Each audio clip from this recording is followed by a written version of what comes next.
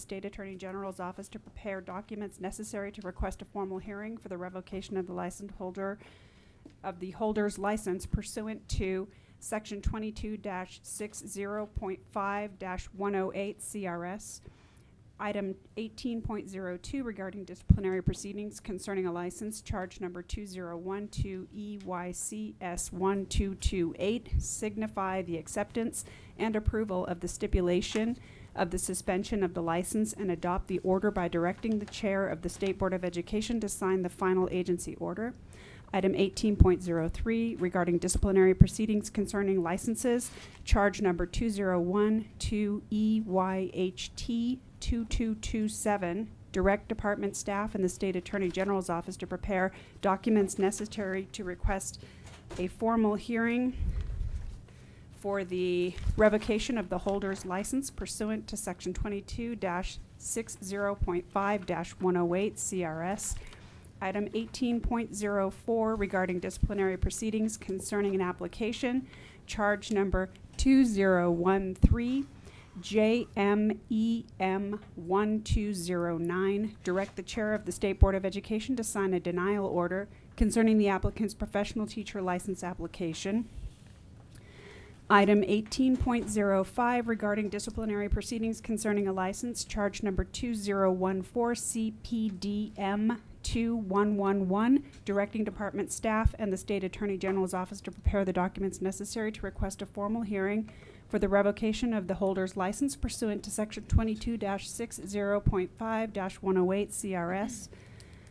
Item 18.06 regarding disciplinary proceedings concerning a credential, charge number 2015 JMAM 1672, direct department staff and the State Attorney General's office to prepare the documents necessary to request a formal hearing for the revocation of the authorization holder's substitute authorization pursuant to Section 22-60.5-108 CRS.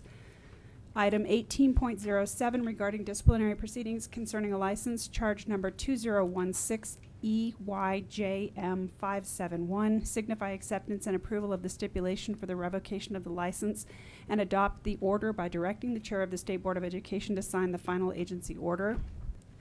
Item 18.08 regarding disciplinary proceedings concerning a credential, charge number 2017 JMPH 1165, issue an order of suspension and revocation of the credential holder's substitute authorization by directing the chair of the State Board of Education to sign the order. Item 18.09 regarding disciplinary proceedings concerning a license, charge number 2017 EYAR 532, direct department staff and the State Attorney General's office to prepare documents necessary to request a formal hearing for the revocation of the holder's license pursuant to Section 22-60.5-108 CRS. Item 18.10 regarding disciplinary proceedings concerning a license, charge number 2017 EYJS 743, direct department staff and the State Attorney General's office to prepare the documents necessary to request a formal hearing for the revocation of the holder's license pursuant to Section 22-60.5-108 CRS. Item 18.11 regarding disciplinary proceedings concerning an authorization and application, charge number 2018 EYJR 151, direct department staff and the State Attorney General's office to prepare the documents necessary to request a formal hearing for the revocation of the holder's authorization pursuant to Section 22-60.5-108 CRS and direct the chair of the State Board of Education to sign the denial order concerning the applicant's authorization application. Item 18.12 regarding disciplinary proceedings concerning a credential, charge number 2018 JMPR 22, direct department staff and the State Attorney General's office to prepare the documents necessary to request a formal hearing for the revocation of the holder's professional special services provider license pursuant to Section 22-60.5-108 CRS. Item 18.13 regarding disciplinary proceedings concerning a license, charge number 2018 CPEB 559, signify acceptance and approval of the terms and conditions of this settlement agreement by directing the chair of the State Board of Education to sign the final agency order. Item 18.14, approve the 34 initial emergency authorization requests as set forth in the published agenda. Item 18.15, approve the 7 renewal emergency authorization requests as set forth in the published agenda.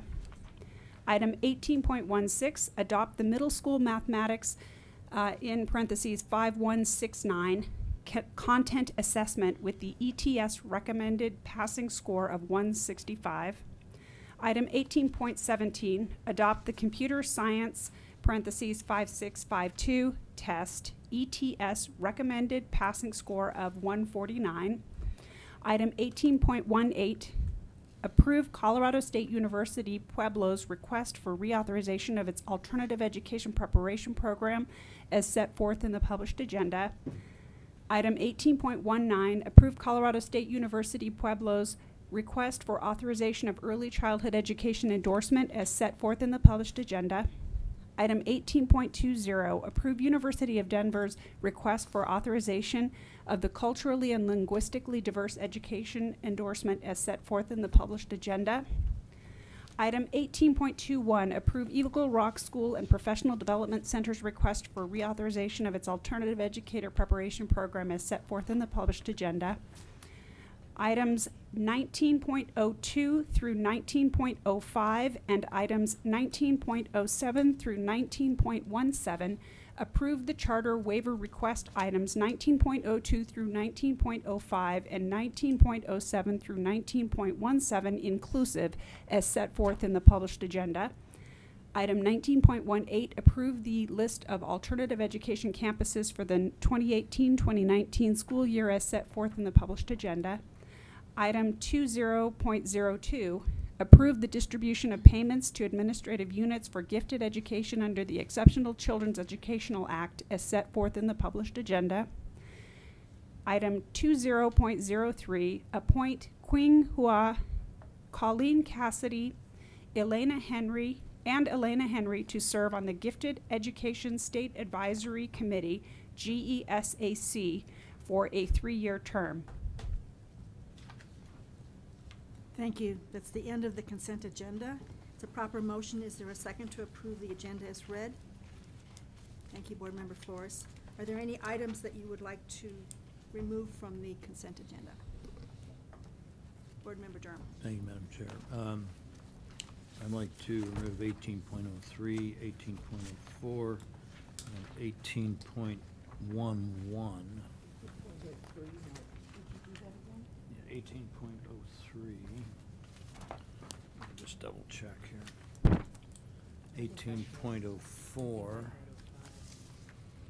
and 18.11.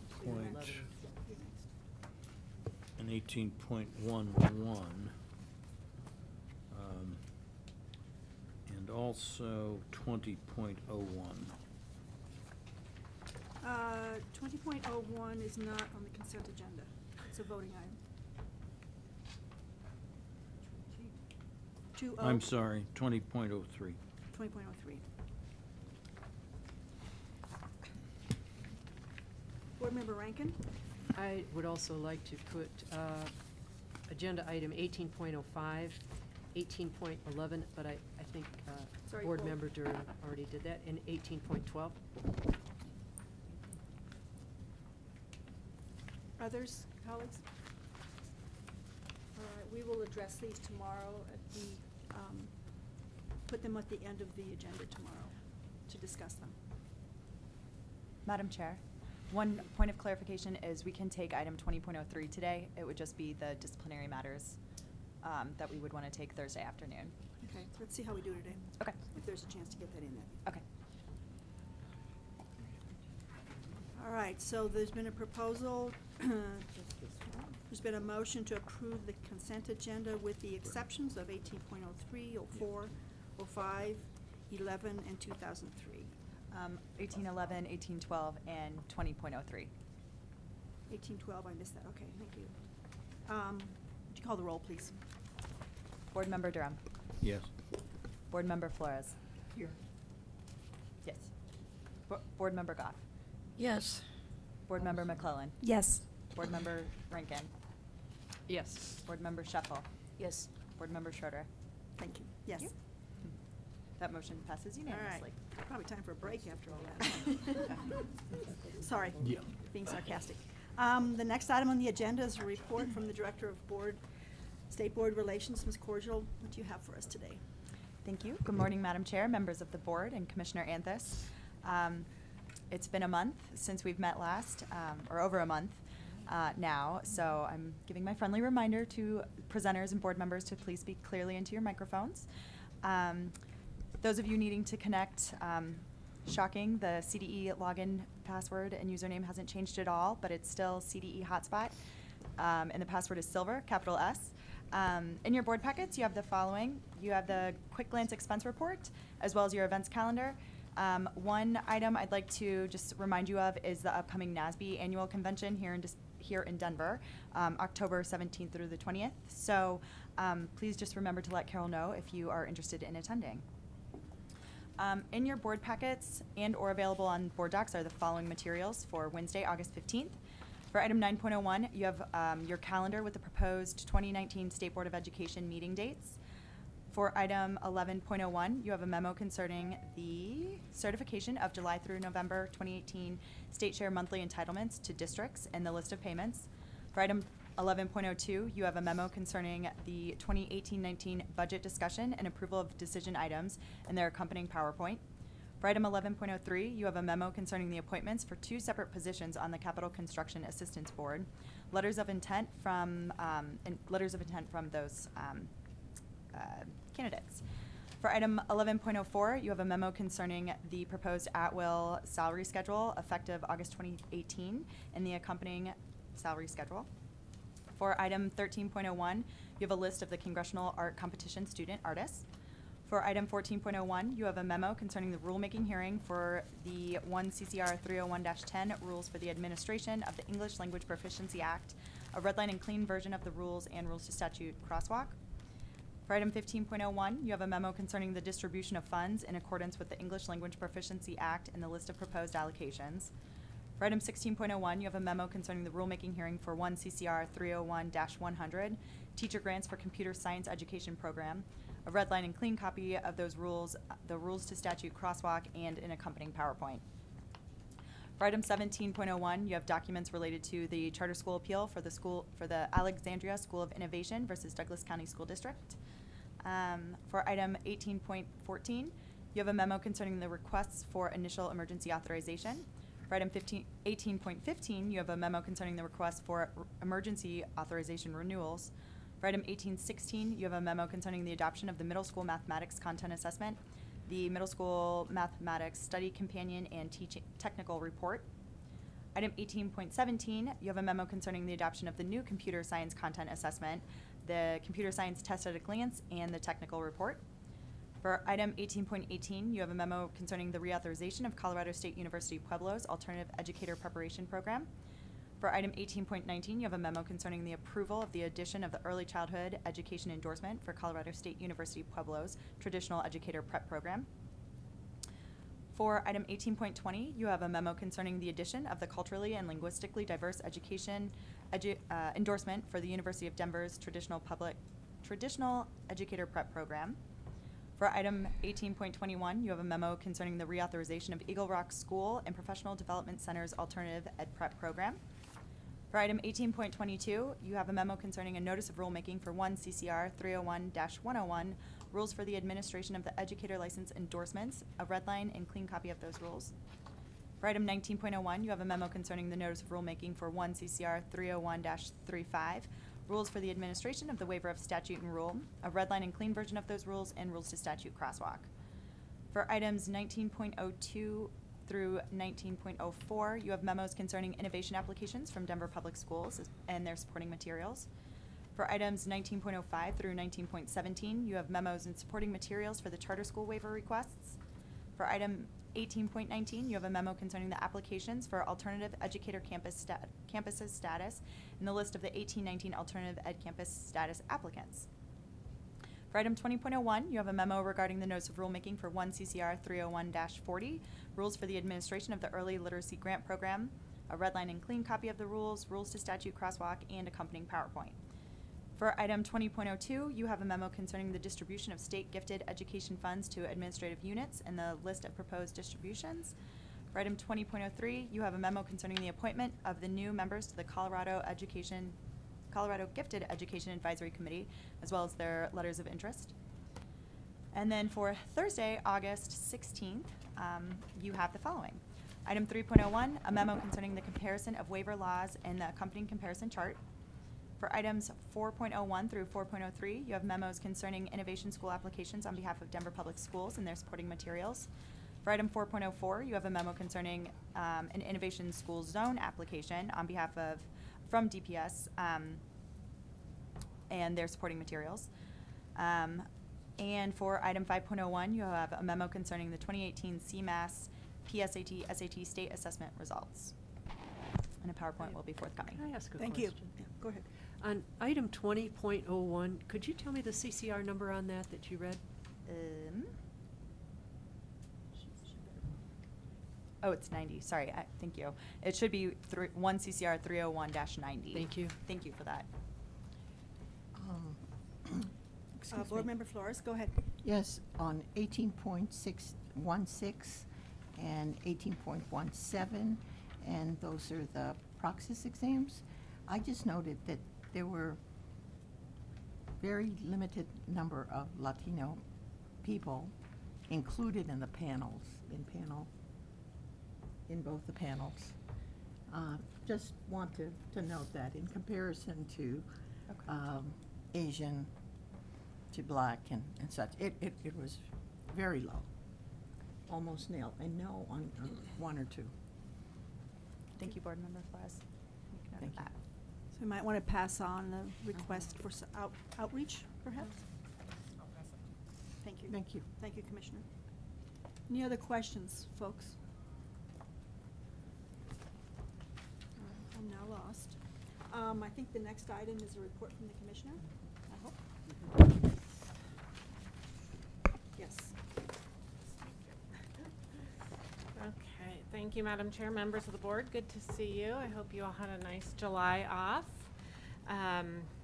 We have been pretty busy over the summer. It doesn't seem to, we always hope it dies down over the summer, but it never does. So I think for the most part, the summer has been sort of conference season, and I've seen many of you at different conferences around the state.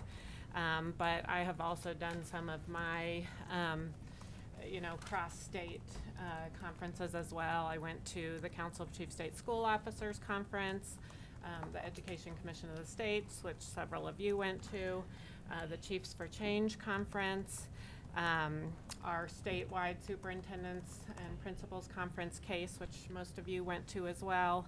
I had a rural council meeting with my rural superintendents, and also a superintendent's council meeting with the superintendents. And then I also had one of my teachers cabinet meetings. So it's been sort of reconnecting with everybody as they're out for school and they have a little more time to engage. So that's been the majority of our time this summer.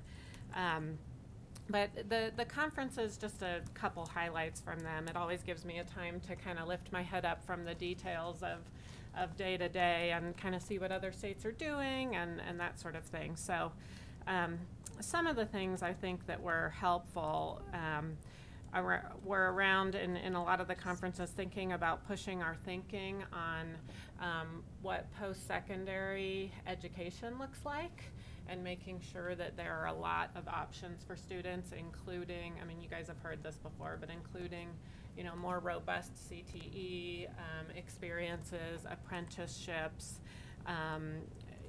encouraging short bursts of learning, because the changing of the workforce, we don't see some of the same things we used to see, which is you enter a career for 30 years and you stay there. It's like now we're seeing folks change not only jobs but career paths more frequently. So that sort of lends itself to this idea of shorter based sort of snippets of learning, maybe as opposed to the traditional sort of four-year college degree. Not that that's not still a good option and still an important option, but ensuring that we have additional options. So there's quick cycle learning to make sure that our students are ready for the dynamic workforce. In addition to those conferences, we have been working very hard. Summer is one of our busiest times because we have to get ready for the state assessment release. And so you guys will see that tomorrow on the agenda. But I just want to I don't do this too often, but take a moment to just thank our teams. There is a ton of work that goes on behind the scenes. A lot of weekends worked throughout the weekend, working tirelessly to get them processed, validated, checked, double-checked, triple-checked, appropriate reporting formats. And so our assessment team, our accountability team, and our information management services team have been really pedal to the metal for the last couple weeks, making sure that we're ready for tomorrow's release. So I think, just so you know, the results are released statewide tomorrow, but districts, and Joyce Zerkowski will give you a little more detail on this tomorrow, but the districts received all of their student level data several weeks ago. They get their student level results early and quickly, but then we have to, organize all of that and analyze all of that for what you see today. So I just wanted you to know that districts have that information and they've had it for some time. So looking forward, I think you guys know that I will be in Oregon next week running my relay race, 200 miles from Mount Hood to the coast of Oregon with 11 of my best friends. They will be my best friends after that. But I will be out of cell service and email unless you guys want to talk to me while I'm running one of my legs. You won't have a good conversation at that point. And then lastly, I do want to congratulate Board Member Goff on the NASB 2018 Distinguished Service Award. This national award honors current and former state board members who have made exceptional contributions to education, and I can't think of anyone who deserves it more than Jane. And it's only given to 3 outstanding leaders each year, and it's the highest achievement that NASB can give. So congratulations. We're really proud of you, and we're lucky to have you on our board. Very much. Thank you.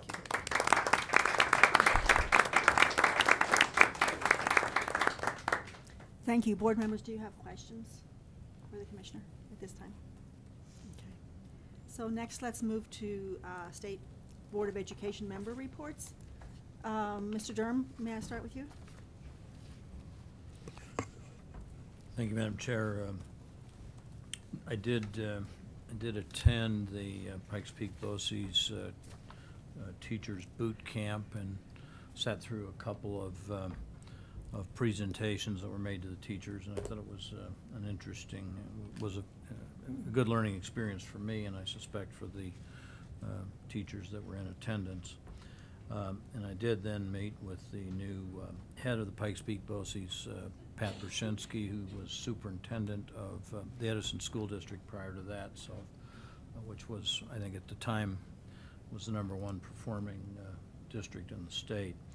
And it's really been a pleasure to deal with him, somebody who's doing some outside-the-box thinking about not only education issues, but other ways to control costs in education, particularly through healthcare and cooperatives, in perhaps being able to work and set up some cooperatives to control healthcare costs for school districts. So I've met with him several times on some of those issues, and including lunch on Monday. So it's been nice to see somebody who's really working for some innovation and some cost containment.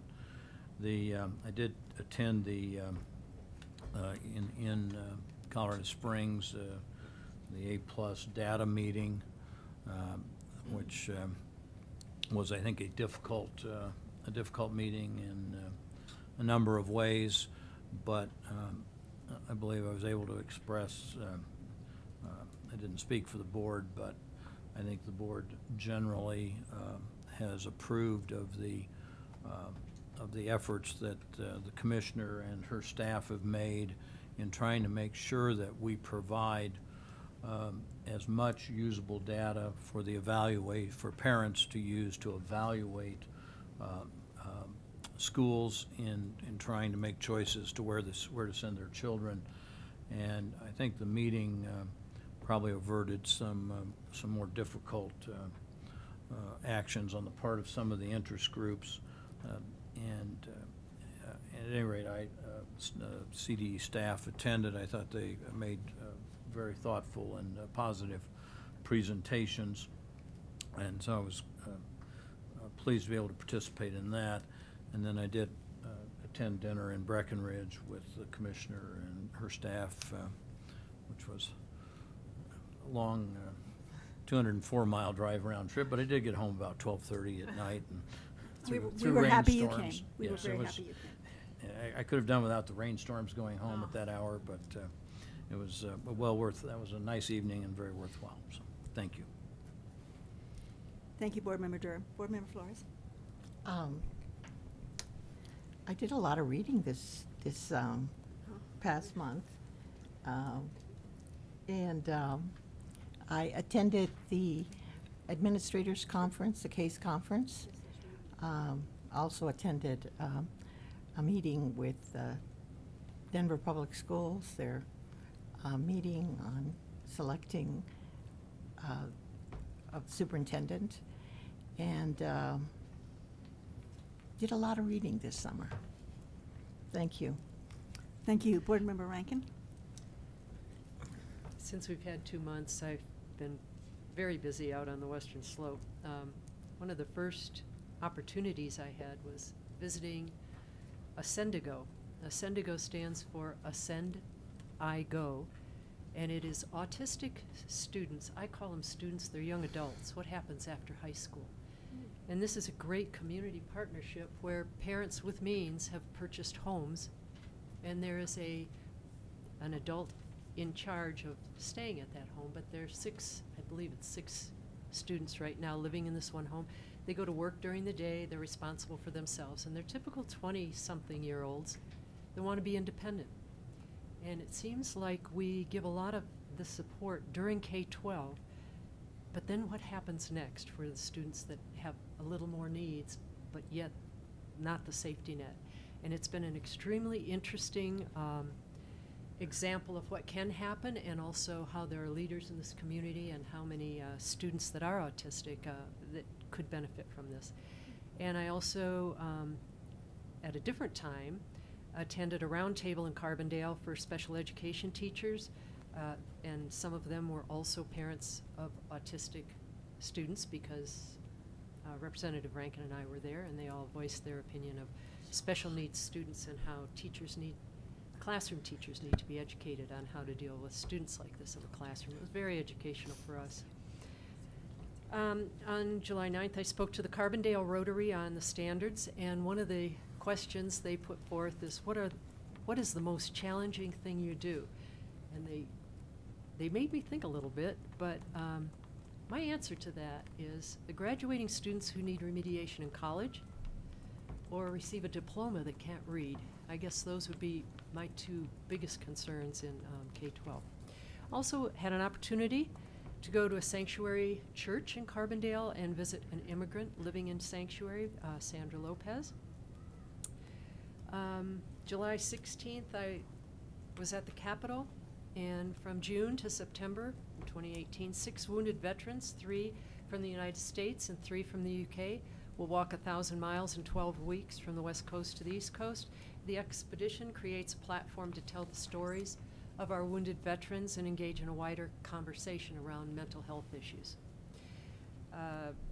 July 23rd, I was at the Rural Schools Conference prior to the CASE Conference with Board Member Scheffel. And with the 2 most rural congressional districts, we had a lot of notes to compare and learned a lot from this session and from the rural advocates. And then again, I too was at the CASE conference where Katie and I celebrated our birthdays one more time. And then I went up to Granby for a Club 20 education meeting where I spoke about our latest financial transparency link. As you know, I've been such an advocate of parents and taxpayers getting in and seeing how much money is spent where in their district. And now we have 2 different school years to compare. And it starts out with the number of students. So you can see how many students there are in the district or the school, whether that's changed and how much per pupil we're spending. And with the legislature giving an additional 10% increase to K-12, I think we're going to see more of this in the future too. I think it's a great thing that the legislature now is providing K-12 with more money. I also had a superintendent thank me for that last week, and I told him I would pass it along, but I really didn't have anything to do with it. July 28th, the Silt Hay Days Parade. The title of that is Under the Big Top, and Cactus Valley Elementary School won first prize in the float. It was a great float. And then the Rifle, Colorado Rodeo and Fair on August 4th. Really interesting, the 4-H has an auction with chickens and cows and whatever. And some of these kids get enough money throughout their high school with their 4-H animals that they sell to pay for their college education. So as a community, they are so thrilled about these auctions. And then the Moffat County Fair was last Saturday, and I was out there and ran into Dave Ulrich, the superintendent, out in Craig, and we had a little chat of what's going on in his district. So that pretty much, that teaches you to have 2 months off. Did you read Thank you. anything? No, I had no time to, well, I did read the board stuff for this. It took me a month. Thank you, Ms. Thank you, Board Member Rankin. Board Member McClellan. Thank you, Madam Chair. So in July, I had the pleasure of joining the Colorado Special Education Advisory Committee for their statewide conference in Lakewood.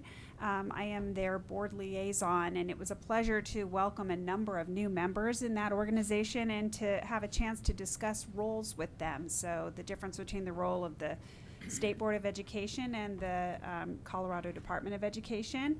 And because I know that it can't always be easy for staff to touch on the subject, I touched on the fact that they are in the position of being, in the eyes of the public, sometimes the face of policies that they don't get to decide. So I gave a gentle reminder to always make sure to remind all of their friends in the community that our professional staff is there to serve them and that they're agnostic as to policy, but professionals who are in the position of implementing. So, and then I also discussed the State Board of Education's role in relation to the state legislature. And we talked a little bit about potential advocacy opportunities for them, and that I would keep an eye out if I can, with Ms. Mello's help, if I see any items on the horizon that might be of special interest to that committee, that it's always helpful to pass a word along to them so they can be aware of what's on the horizon if they weren't already aware. And a special thanks to staff for all of their work in helping to make that conference happen. It was well attended, and it's a very active and engaged group, and I was grateful for those parents for being there to communicate their concerns and their perspectives. In July, I also enjoyed attending the CASE conference. And then I had the pleasure of going to my very first Aurora Public Schools back to school kickoff at the Aurora Town Center.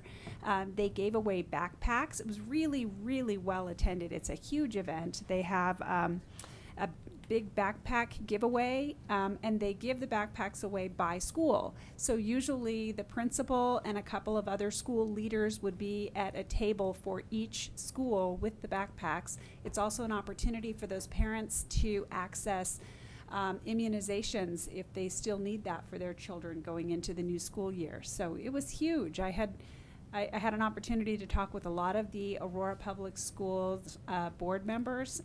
That was great.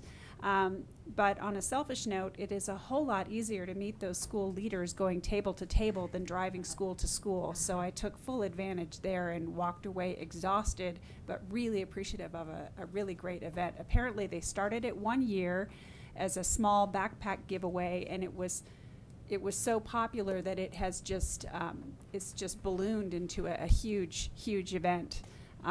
and really, really well attended and appreciated by the community. So that was great.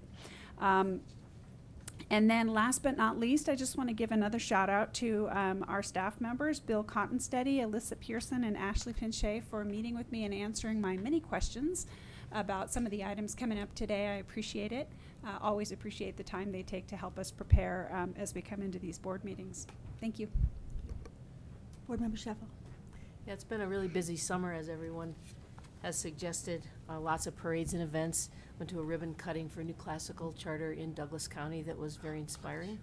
Been doing a lot of work on something called the Inclusive Higher Education Initiative, which is, as Board Member Rankin alluded to, lots of kids after they exit high school and they have special needs, there's not a lot of services available, and so this is a program that allows universities and colleges to develop programs for cohorts of students with developmental disabilities that can be included in higher education and earn credit and at least work toward better preparation for life and work.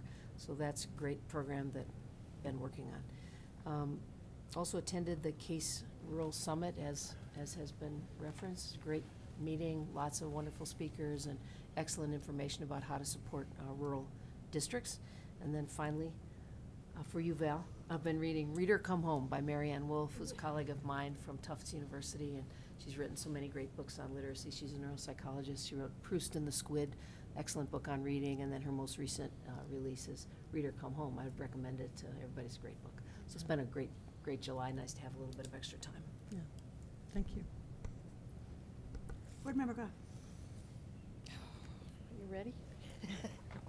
Sorry. Yes, the phrase vacation is relative, but you know how we all find ourselves using the time is an interesting story. I have a lot in common with attendance at various events that my colleagues have mentioned. Would like to reiterate how enjoyable not only the entire CASE conference was, but also the Rural Summit part of it. And I was impressed, but not surprised by the conversations that were around specific topics. And I kind of decided when I got there that I was going to focus on certain areas of workshops and presentations, and I found myself spending ample time in any session that dealt with school safety.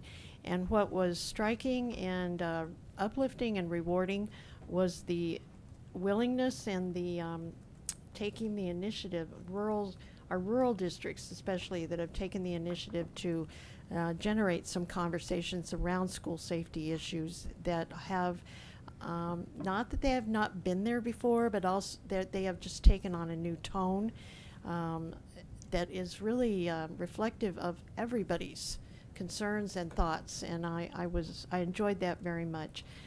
In particular, I heard a session from Boulder Valley School District about their system and their program around threat assessment, and emphasizing the point that it is more than just building level based. This is a community interest as well, and in order to be as thorough and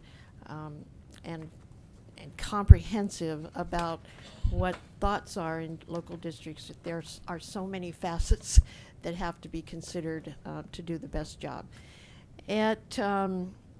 In terms of other travels and adventures, I also attended the ECS conference. It seems like a long time ago. This was at the end of June. But again, there were a lot of good conference or sessions that were included in that activity.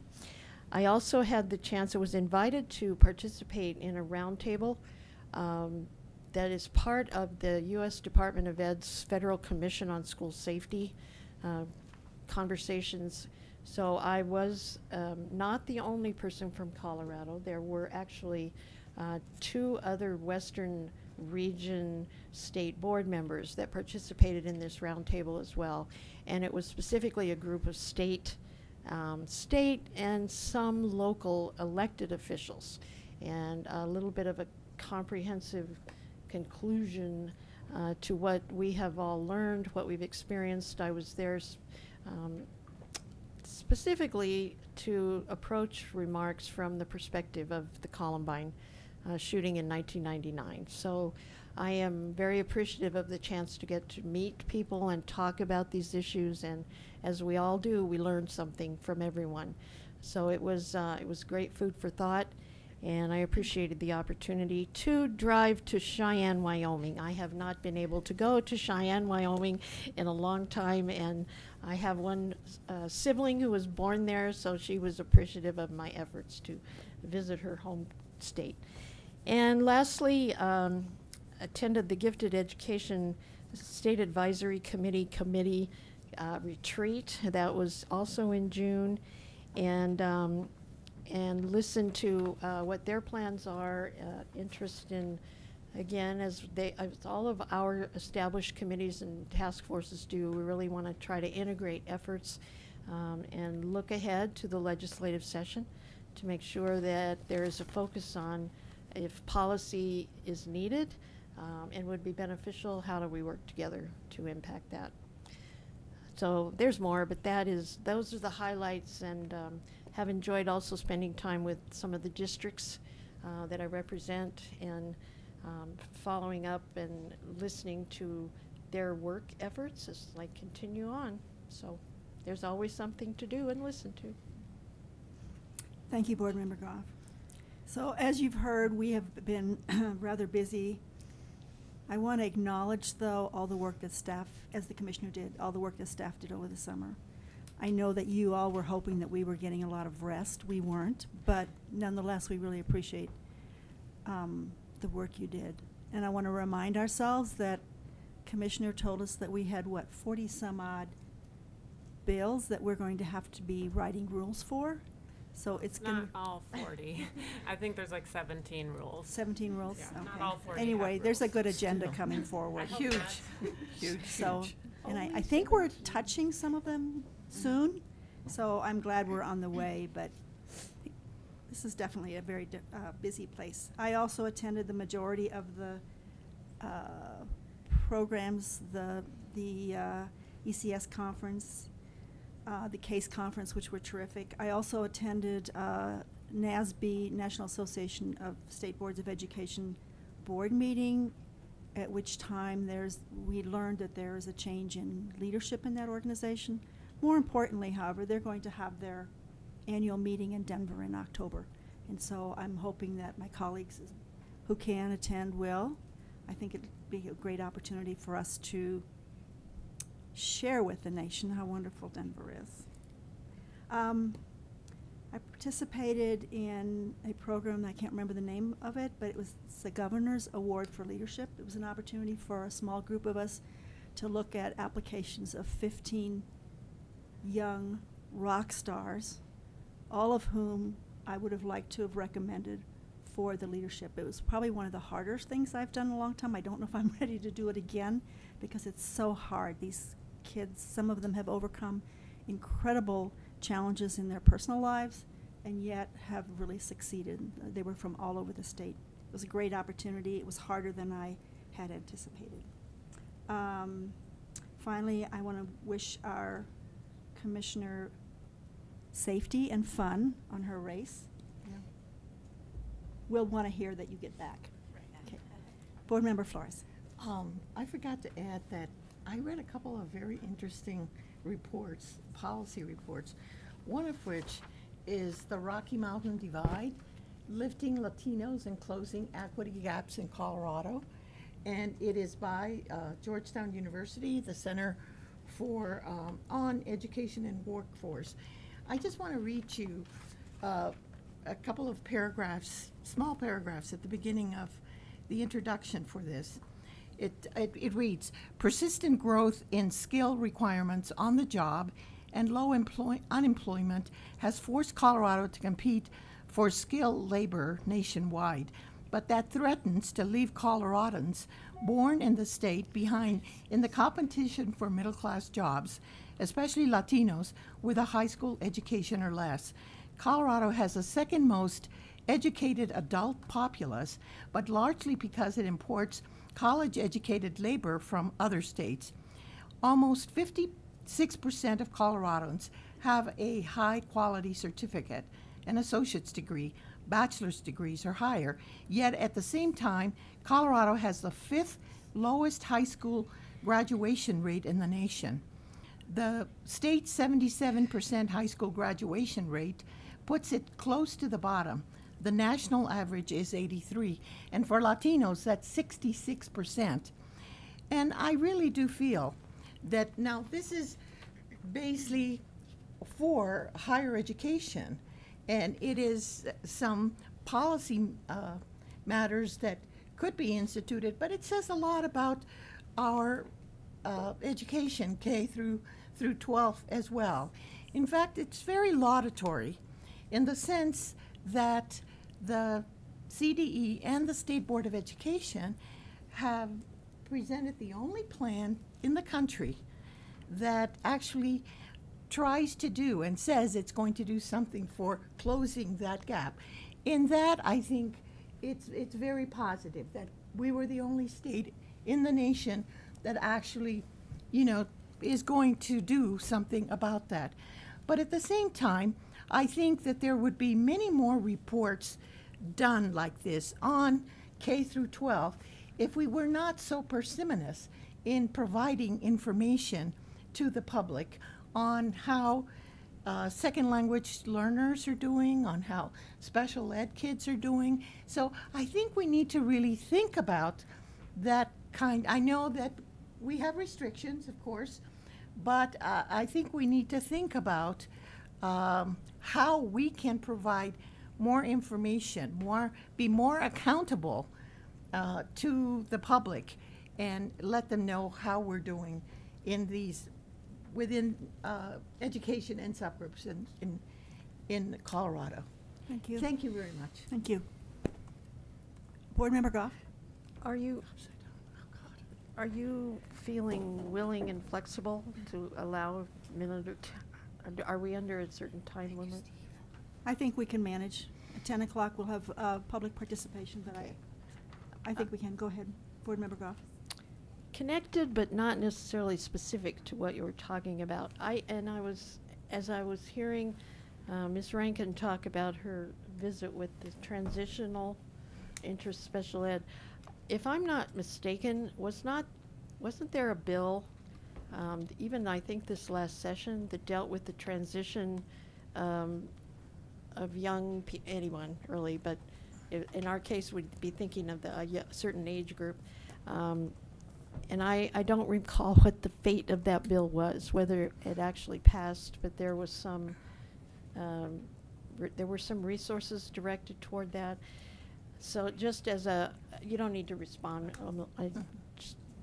We can Actually, I'd bring like it to up know. when we Yeah. have our next opportunity to talk legislation issues. But I believe that was true. And the other connected to that is I know that at least in Jefferson County, and actually I believe it's a regional organization called the ARC. There's an ARC based in several counties and cooperatives of counties.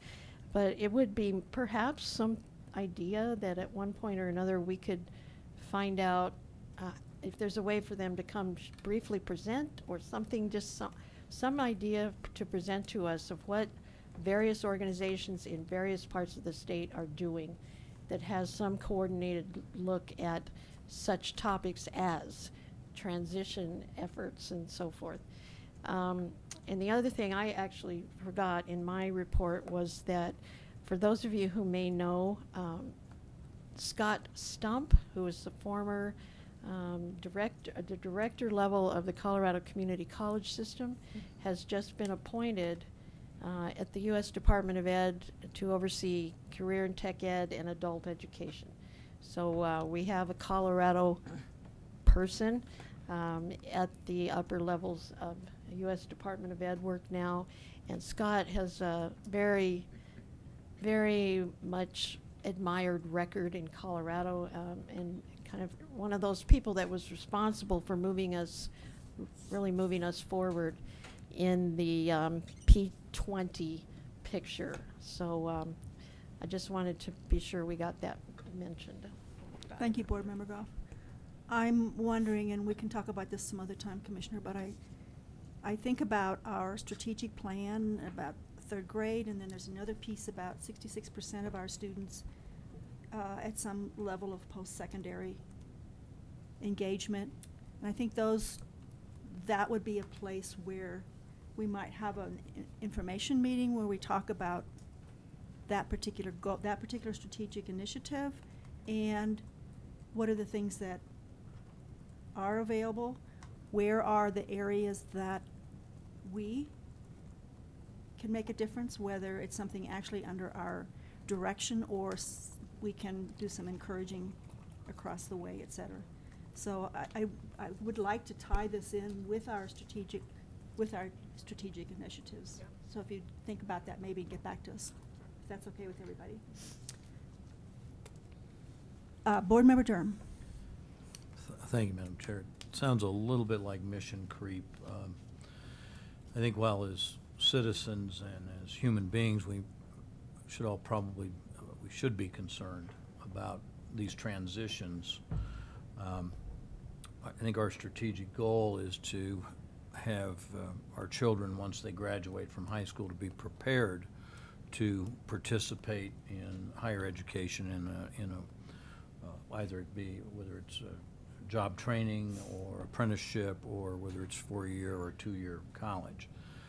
But I think it's beyond our constitutional mandate to believe we have any authority over that, and probably our efforts should be limited to seeing how we, or to perhaps to make sure we're coordinating properly with those that do have the authority over these. And I appreciate Ms. Goff's comments on group homes, and those things are important. They're difficult to fund. But they're actually under a completely separate state government entity, and then they're not, as a general rule, educational in nature. So I think we really should try and stick to our knitting. We have more than our share of problems in turning out students that don't need remediation and that have opportunities to participate in alternatives to 4-year colleges.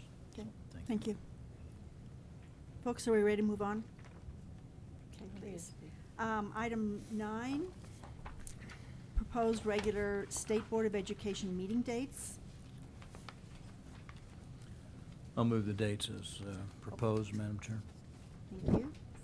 Oh, Thank you. it's just an information item It's this an month. information item and at then this next month point. you'll vote. So I would like to know whether there's a concern with having a board meeting on Yom Kippur. Honestly, I don't know whether that would be a challenge for anyone of our staff or not. But would you be good enough to seek some input on that? That's Wednesday, October 9th, please. And then I also wanted to confirm that August 14, 15 next year matches the responses from our assessments, or whether we should be looking at a later week. Can you look into that before we vote on it, please? Those are the only 2 items that jumped at me, if any of you. Okay. Magically, we're on time for public participation. Ms. Cordial, would you be good enough to, oh, you did get it, thank you so much. Thank you. Ms. Hudak, former board member Hudak. Former Senator Board Member Hudak. Hello. Keep helping me. Hi. Greetings. I'm Evie Hudak, here representing Colorado PTA, but as Madam Chair already said, former member of the board and state senator. I'm here to talk about Advocates for School Trust Lands. This organization was originally called CLASS, Children's Land Alliance Supporting Schools. It originated in Utah 25 years ago and was formed by the Utah PTA. The organization's name was changed to ASTL 2 years ago to better reflect its mission. The School Land Trust, which is referred to as the permanent fund, like any trust, is designed to generate funds for its beneficiaries, which are the common schools in the state as designated in our state's Enabling Act. And our students, therefore, are trust fund babies. There are only 22 states, all in the western U.S., that have a land trust now because the others sold off their lands or poorly managed their trusts. ASTL's members are from those 22 states, and it seeks to help member states keep their land trusts healthy. Our school trust lands are managed by the State Land Board, which is under the Department of Natural Resources, not the Department of Education. The trust lands were originally 2 sections from each township, but some have been sold or swapped, so they are not evenly distributed throughout the state in some places. The permanent fund is managed by the State Treasurer's Office, which is responsible for investing the fund to generate interest. ASTL has a yearly conference in conjunction with that of the Western State Land Commissioners, which I attend almost every year on behalf of PTA. And in my report at the annual conference, I reported these things. First, our permanent fund is up to $967 million, and it will top $1 billion this year. The legislature determines how to spend the interest from the fund, which was about $50 million last year. Some goes into school finance, and some goes back into the permanent fund. Second, our school trust lands generated $119 million in revenue last year from over 8,000 leases for oil and gas, commercial, grazing, recreational, and agricultural uses. Half of this goes into BEST. There's a bill in Congress, the Advancing Conservation and Education Act, co-sponsored by U.S. Representative Jared Polis and a representative from Utah, which allows land exchanges between federal lands and school trust lands. However, a House amendment limited it to lands without wilderness characteristics, which would make it almost useless. And we're hoping the U.S. Senate fixes it. I'm here today because a member of the State Board of Education has traditionally participated with CLAS or ASTL. One of the reasons our permanent fund is thriving now is because of advocacy from the State Board of Education in the early 2000s. Colorado has its own CLAS or ASTL group comprised of representatives from CASE, CASB, PTA, CEA, the Rural Schools Alliance, and the Colorado School Finance Project.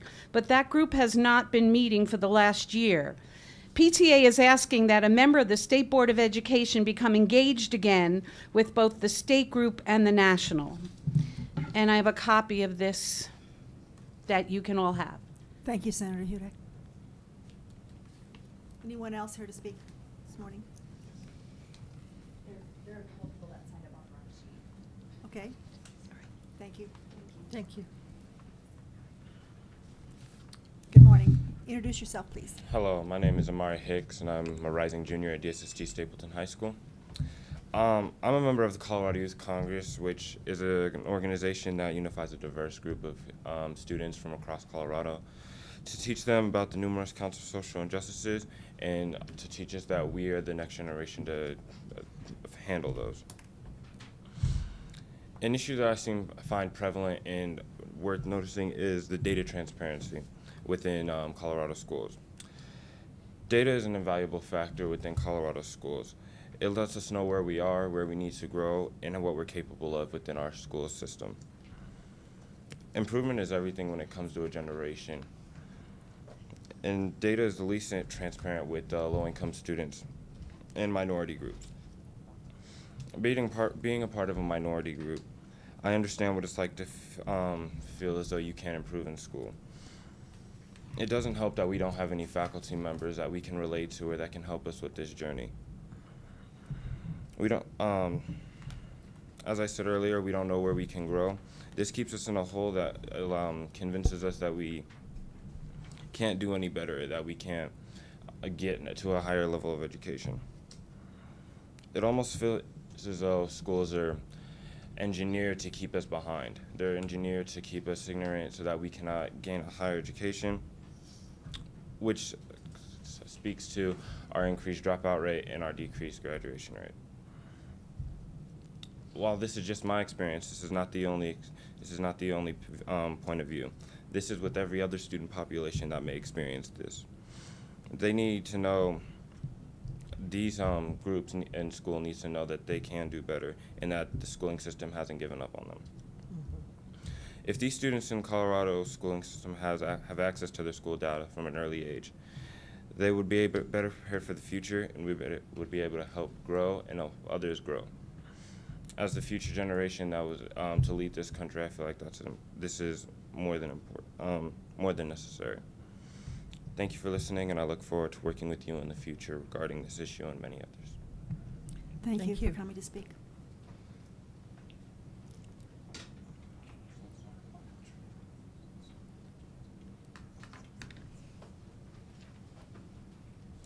Good morning. Please morning. introduce yourself. My name is Jasmine Caberry, and I am a junior at Silver Creek High School in Longmont. I am also a member of the Colorado Youth Congress, which is an organization of young people taking action on issues we care about. And today I would like to talk to you about the importance of sharing student and school performance data with families, students, and overall school communities. Student and school performance data displays information on how students are doing academically and if what they are being taught is being put to use. It also shows how effective schools are in educating their students. I believe it is essential for the Colorado Department of Education to share this performance data with communities because it indicates whether or not students are given full opportunities to learn. Not sharing performance data causes families to be uninformed about the type of learning environment that their student is in. However, when this information is shared with students and families, it allows them to understand what needs to be improved and how they can work towards that. As a student, I would want to know if my school is performing strongly or not, so I could understand the setting I'm in and if I'd want to change that to a different setting that would benefit me more. In a different situation, if I was shown the performance data of my school that needed to be improved, I could help motivate my school towards advancing themselves. On another note, in the time that I have been in school, my family and I have not been informed of how my schools have been performing. This shows that the Colorado Department of Education needs to work towards thoroughly notifying students and families about their school's data. To clarify, this means to ensure that families understand that this data is there and available for them to see. To conclude, if the Colorado Department of Education becomes more open with and shares student and school performance data, then school communities can know what they need to do to improve their students' education and chances of success. It is important that we continue to develop the education system, and one way we can do that is by providing data that will allow us to improve the performance of our schools and our students. We have the right to know how our students and schools are performing so that if we need to, we can fix it. Thank you, and I hope to work with you in the future. Thank you very much. Is there anyone else? That's the end of our public participation. Thank you very much for coming. We'll take a short break, please.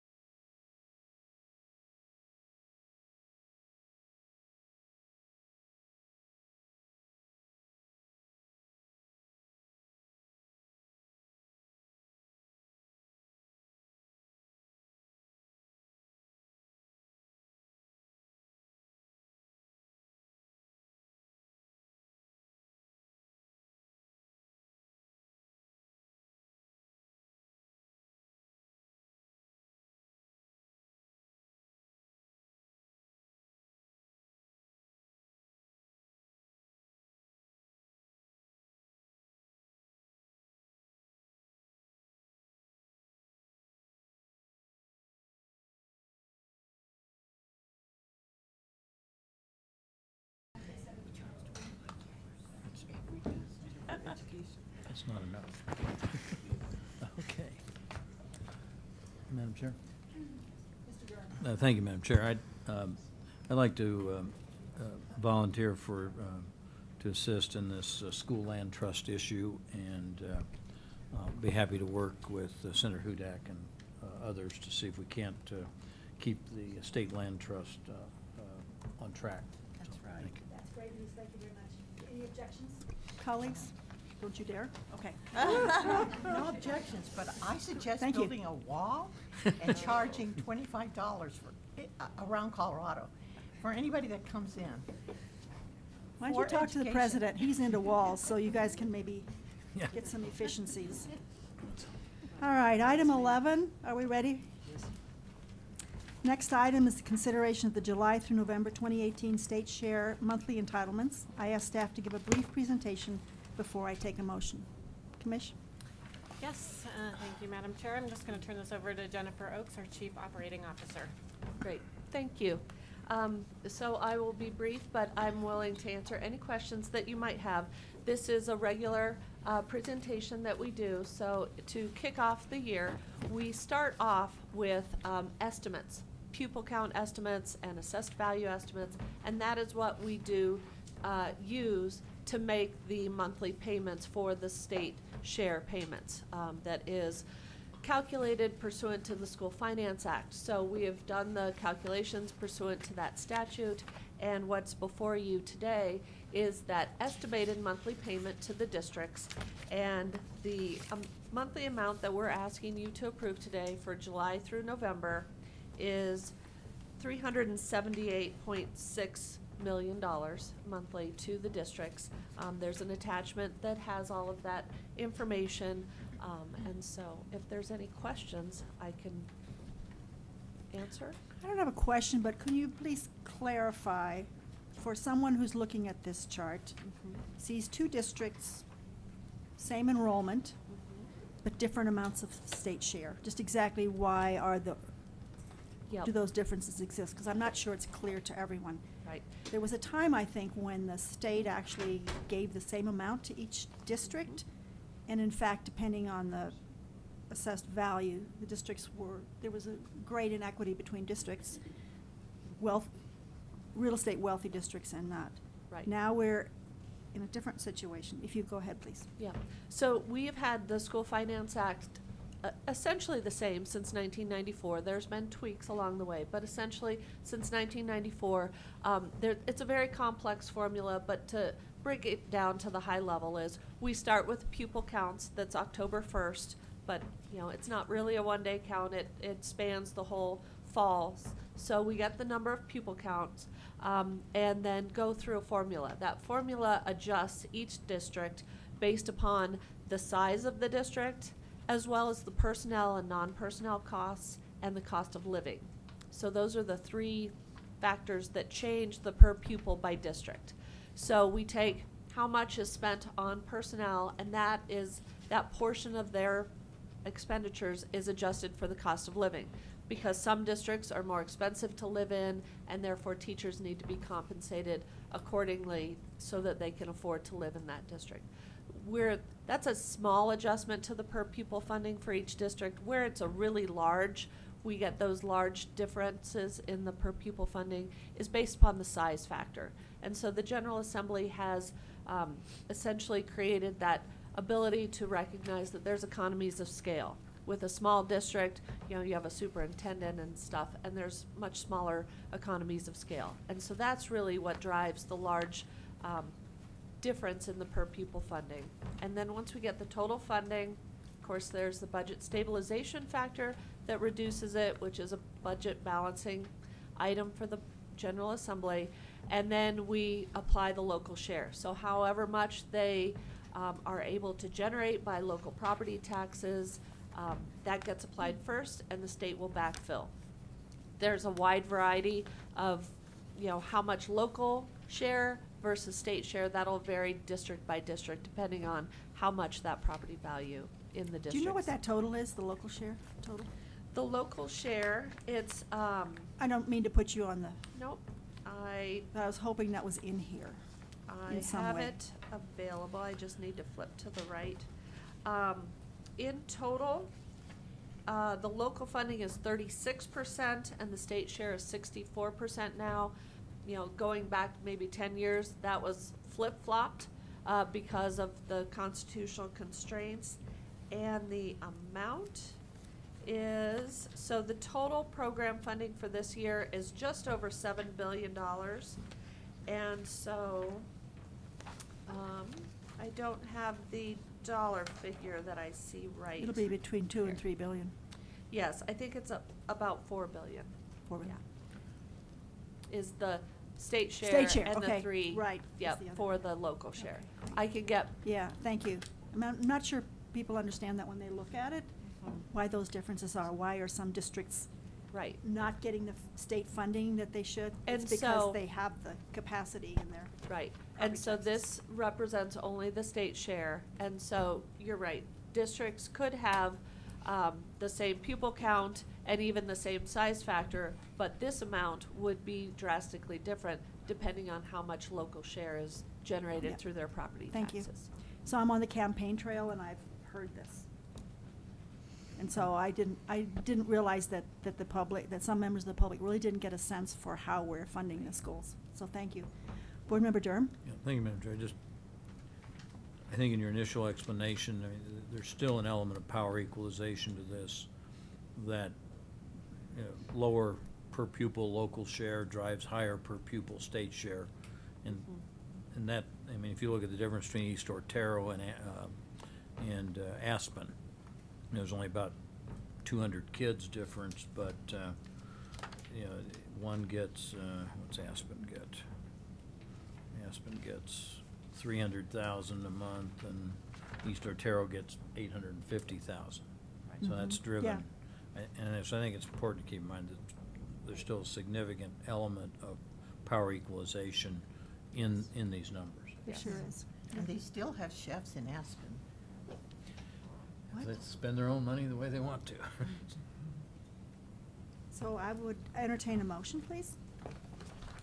I move to approve the monthly payment for, what are we, October, September, August? July through July November. through- July through July through November. November. Okay. Thank you. That's sort of a proper motion. Do I have a second? Thank you. So, Mr. Durham, there's a sheet that'll help you with those motions, if Right. you wish. You don't think that one works, huh? Well, you can See how wing it. close if- we are. You can wing it if you wish. I but- move to certify the July through November 2018 state share monthly entitlements to districts in the amount of $378,623,428.16. Thank you. That definitely is a proper motion. And Board Member Sheffel seconded. Any objection? All right. 11:02, which is a continuation of our budget discussion. But it takes 60 minutes. And I think we are going to vote on this today? Yes. Okay. We are. Yes, so I will turn it over to Ms. Oakes again to kick us off, and then we have the program-related folks that are here that can dive deeper into their budget item if necessary. So this is our request to the legislature for not only our normal funding, but some specific items where the department and the board feels that we need some additional funding. Is that right? Correct. Yep. Please go ahead, Ms. Oakes. Great, thank you. So, yes, this is kicking off the budget cycle for the upcoming year. And so we discussed this with you all in June. And so today is, we are requesting a vote to have you approve us submitting this. First step is to the Governor's Office of State Planning and Budgeting. And so it goes there and then would go over to the legislature on November 1st. So this is requesting submitting that. It's still not final because it goes through the process and budget balancing statewide. So there's still the opportunity to adjust and refine these as necessary through that process. But the vote today would approve us to go to the next step and submit it to the Governor's Office of State Planning and Budgeting. We have 5 requests today. We'll be talking about 3 of those because 2 of those are the normal statutorily required ones. total program funding that we just discussed, as well as categorical program fundings. And those are something that we don't have any details on yet. We need the legislative forecast and governor's forecast for inflation and so forth before we can Does the submit student those. count come Yes. into this? So at this point, what we submit over in November 1st will be based upon the current estimated Without- pupil counts. Just And estimated. So it's just estimated. So this is a placeholder on November 1st. That will be a placeholder. And then it will be adjusted through the budget amendment process. So January 1st, we'll submit a revised one that will include the new pupil counts, the actual pupil counts for the year, as well as the updated assessed values, and then updated inflationary estimates from the December forecast as well. So we submit a placeholder and then refine it, both for the current year will be refined based upon those actual pupil counts and assessed valuations, as well as the updated estimates for next year. So we won't discuss those in detail, but we do have three other ones. The first one is state funding for the Choice and Innovation Unit that Bill Cottonsteady will be able to present some details. Funding for school turnaround, an improvement program, and then lastly, we have a technical preschool program. So I'll turn it over to Bill. Thank you. Mr. Costetti? All right, thank you. Well, it's great to see you all here today, and I appreciate the chance that I've had to visit with each of you over the past month. So I think the information today shouldn't be of surprise. It will be consistent with what we covered over the month. So the request that we're looking for is to address current charter activities managed by the department. Currently, the way that we administer this work is through a federal grant, also known as the CSP, or Charter School Program Grant. And activities supported through the grant focus on charter school expansion and opening of new charter schools, and so that's the focus of the federal grant. But as we have grown and the charter sector has matured, the need for state support has become more apparent, which is why we're here with you today. This is a graphic to show just the scope of what we're looking at today. So the orange line at the bottom shows the number of schools that have been opening since the charter law was passed, and that level has stayed relatively consistent, give or take a few schools each year. But as you see, the number of schools that are part of our system that are in operation has become very significant. And so as just a general way of looking at it, the need for state support, the gap between the funding that is available for charter school startup relative to the demand placed on supporting the existing system has grown. So the question that we really have for you today, and we hope to continue for the next few months, is what needs are met by the charter school office, and what needs would you like to see the office provide?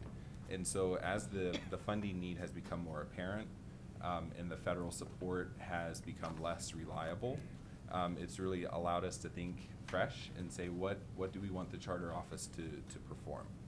And so this slide provides a high-level overview of the services that are provided by the office today.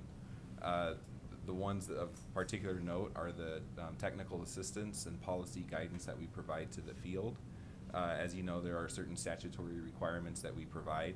The one that we interact together on a monthly basis is with the waiver work.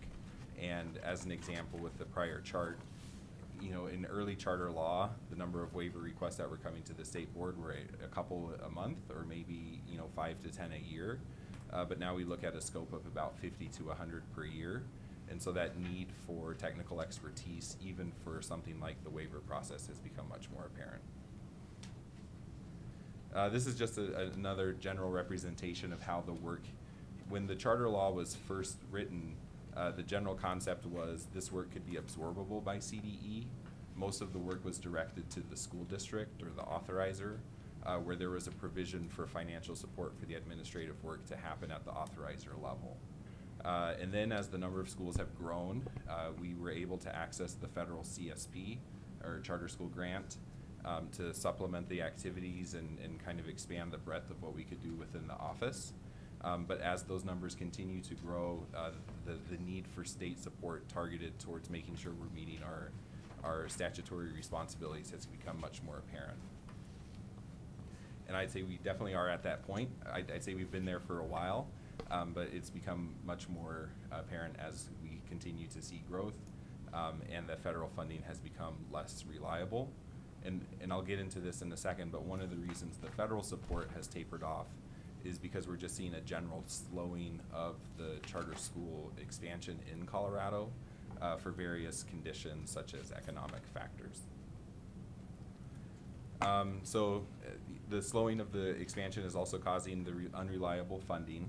The table on the bottom shows how over the last 3 years under our federal grant, we projected that we would fund 57 new charter schools, and then our office would be supported through that funding, but the numbers that we reached was 31. And so you've seen almost a 50% drop off in where our projection was, which has had a proportionate impact to the federal support that we receive. So what have we done to address that? One thing, since I have started, on my day one, we had 6 employees that were supporting charter work within our office. We're now down to 3. So we've reduced our staff by about 50%. We've requested permission from the U.S. Department of Ed to run one other grant competition with remaining funds.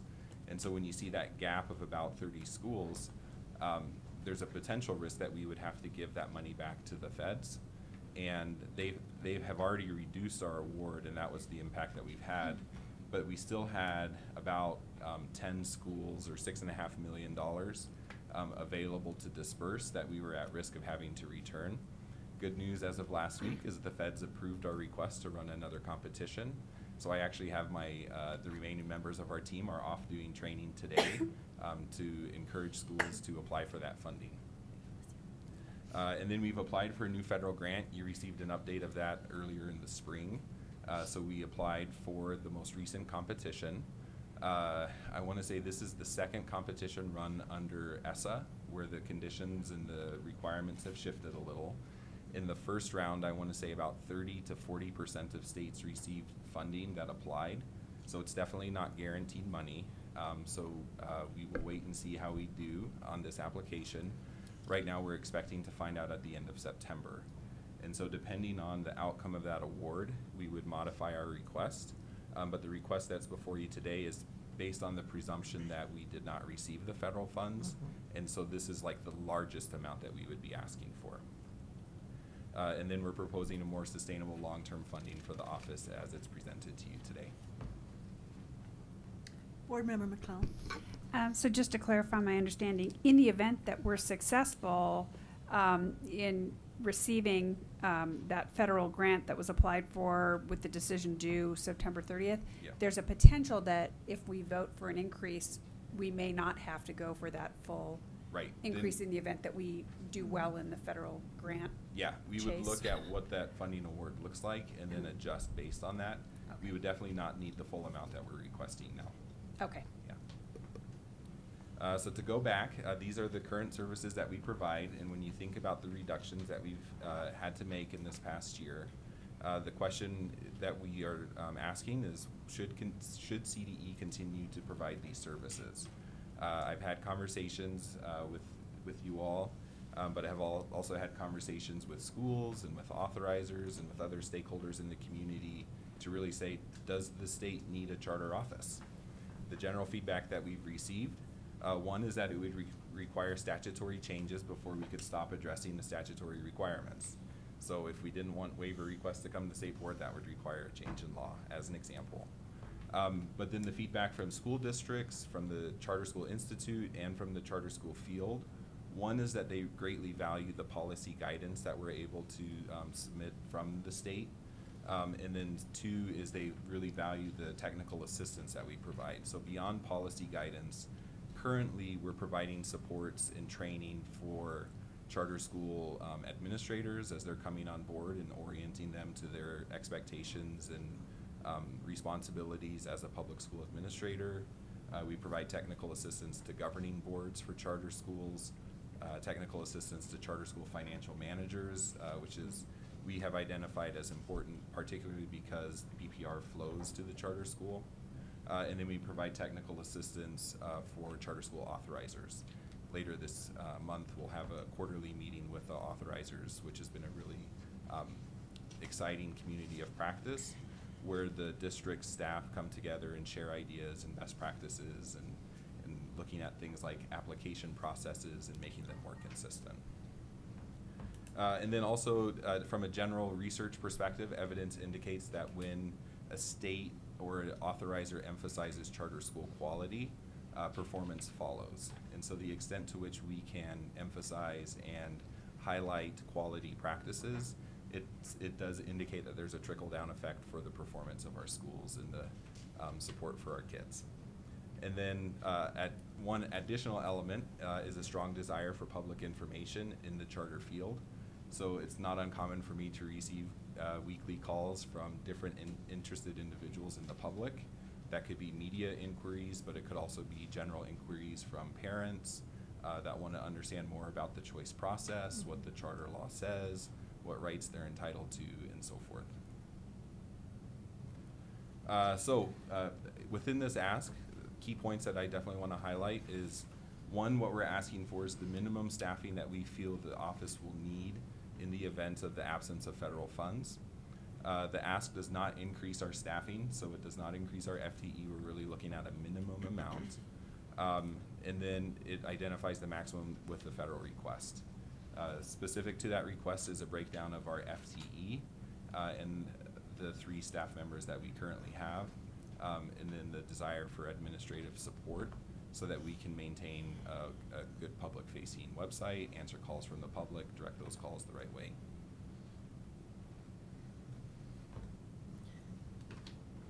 And that is my part of the presentation. Board Member Rankin?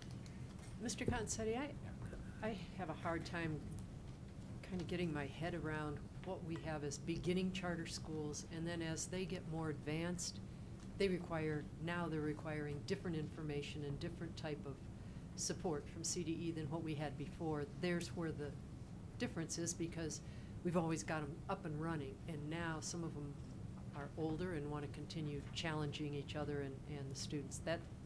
That's kind of the way I see it. Could you give me a percentage of new ones compared to what you consider as more mature? Yeah, the general estimate that I have is about 90%. And so about 90% of the sector is currently what I would call a mature charter school. That means that they've been in operation for 2 or more years. So they've been able to have their startup year. They've navigated the contracting and writing a plan process. They've grown to a certain amount. They've opened for a couple years and have gone through those common processes. Right now, the rough number is about 220 schools out of 250. That's very helpful. So the type of support you're giving is not only different, but because you have beginning schools and more advanced schools, it's more support because we have more charter schools. Yeah. And is the federal government still giving enough money for the beginning or startup schools? Yeah, so the funding that we receive, I mean, one of the reasons that we have seen a slowdown, I would say, is economic factor. And so the cost of getting started has gotten more expensive in Colorado. And so we have seen a level of schools that have been authorized, have navigated that process, potentially have established eligibility for startup funds with our office, but can't find adequate facility with which to open. So that'd be a good example of an economic factor. And does the federal government recognize the importance of the more advanced schools of still maintaining the help from the departments? I would say yes, but they don't necessarily have a funding mechanism to support states in that way. Thank you very much. Board Member Flores? I just wanted to say that it's not just advancing. Even in my district, there are questions by the public that is just getting to know or about charter schools, and there's they want information. So it's more than just, from the charters. It's the public as well that is also calling the department for information. So, I mean, that that can be overwhelming. And if you look at the number of just the work that we had to do on charter schools, I mean, that's what, 3/4 of the stuff that we had to read on charters, asking for this or that, to change this or that for them. So that's a lot of work for a little small unit to do, you know, from month to month to month as we have meetings. So I understand that the work that you have to, the big Yeah. chunk of work that you have to deal with. Well, thank and, you. and the people that you need to do it well. Yeah, and I'll add to that there is complexity in the system, and so as the number of students served grows and our understanding of charter schools, public information is available, more questions come in, and we Exactly. definitely want to be responsive to providing good information to those questions. That's right. Thank you. Board Member Rankin? Do we know how many charter schools, you know how many we have now? Have we closed any? Or, I don't mean we closed, have any closed? Yes, How and many? I wish I had good numbers for you. I'll have to follow up on that, but I want to say it's maybe around 10%, so around 20, 30. It may be more, and there's difference between what I would call like a closure because like the district chose not to continue to authorize versus a decision of the school that they were going to close. And then CSI has a certain number as well. Right, yeah. Currently, CSI has about 40 schools of the portfolio. Yeah. So when those close, you do have more money for the others? There's no money. Well, There's no there's money work, more work. There's always complex questions with the closure. Typically, the closure happens at the authorizer level, like most of those decisions. But sometimes, like if they receive federal funds, then we would be involved with making sure that they're managing the assets correctly and dispersing them out the way that the feds intended. So there's another, Yeah. And that obligation sits for 10 years, so Okay. 10 years Yeah. after receipt of funds. Yeah. I just- So, can I just take a second? Sure. Kind of want to, just a couple things. Yeah. One, do you have a sense for the percent of you and your staff's time relates to schools of innovation as opposed to charter schools? Because I believe you're both. Yeah. I would say of the work that we're providing to innovation schools is currently being provided by the charter office or the members that are doing charter work because it's very related, the waiver Right. process and elements like that. The waiver process is the bulk of our work, responding to calls that come in from school districts or school design. For schools of school innovation? leaders, yes. Okay. That's pretty minimal, but then we do have a statutory responsibility for an annual report on the performance of innovation schools, so when That you send to the December- send to yeah. us and send to the Yeah. legislature? So when December, January rolls around, the percentage of time spent becomes much more significant and painful, but I would say probably about 10 to 15% of our time. Yeah. And then, am I correct in suggesting that that one of the main reasons we have additional costs with charter schools once they're up and running is that we have a process of reauthorization, and there's a certain amount of time that both the authorizer has to spend, but also that comes to your offices. Yeah. And that's something that is not covered at all by the feds. They don't really plan, they plan for the startup, but not for the continuing reauthorization process. Correct. Okay, so, I mean, I'm not gonna try to tease out what percentage that is, but given the reading we had this time, Yeah. and next month, I'm sure will be the same, because it seems as though this time of year is when we get a ton of the reauthorization, items. Yeah, and as a rule of thumb, that happens every 5 years, but it can be shorter. Sometimes schools are up every year. I saw some for 3 years, Yeah. but I also, on the reauthorization, but I also saw that those, by the way, I appreciate the fact that you put in the Term. the status of the schools, what's the terminology? School performance. School performance framework, thank you. Yeah. Because then I could kind of see that there were authorizers that only gave a 3-year reauthorization, and those were the ones who were, either they were low participation or they just, the performance was not as great. Yeah. And I think that's very thoughtful, because it means we're looking out for performance for those kids. Yeah. Talk to me also a little bit about the training, who you train, and what are some of the topics for training, Okay. please? And so on the training, we actually make a commitment in our federal grant. So when we applied for the award, we said, we're gonna do these trainings. So right now, that is definitely contingent upon the federal funds. But it's feedback from the field. They said, we really value the training. So right now, high level, what we cover is we do something called administrator mentoring, where we pair early stage charter administrators with established charter administrators to go through a mentoring process, and then we provide 6 days of training to go with the mentoring on quality practices within public schools in general, but also informed by the charter experience. We have something called the CSSI standards, and so we provide awareness and exposure to a breadth of different quality practices. Currently, there are 10 standards in that space that we're training on. For the charter business managers, we do an annual finance seminar where we're typically leaning on other offices to come and provide their expertise on what the PPR projections look like, how to conduct an audit.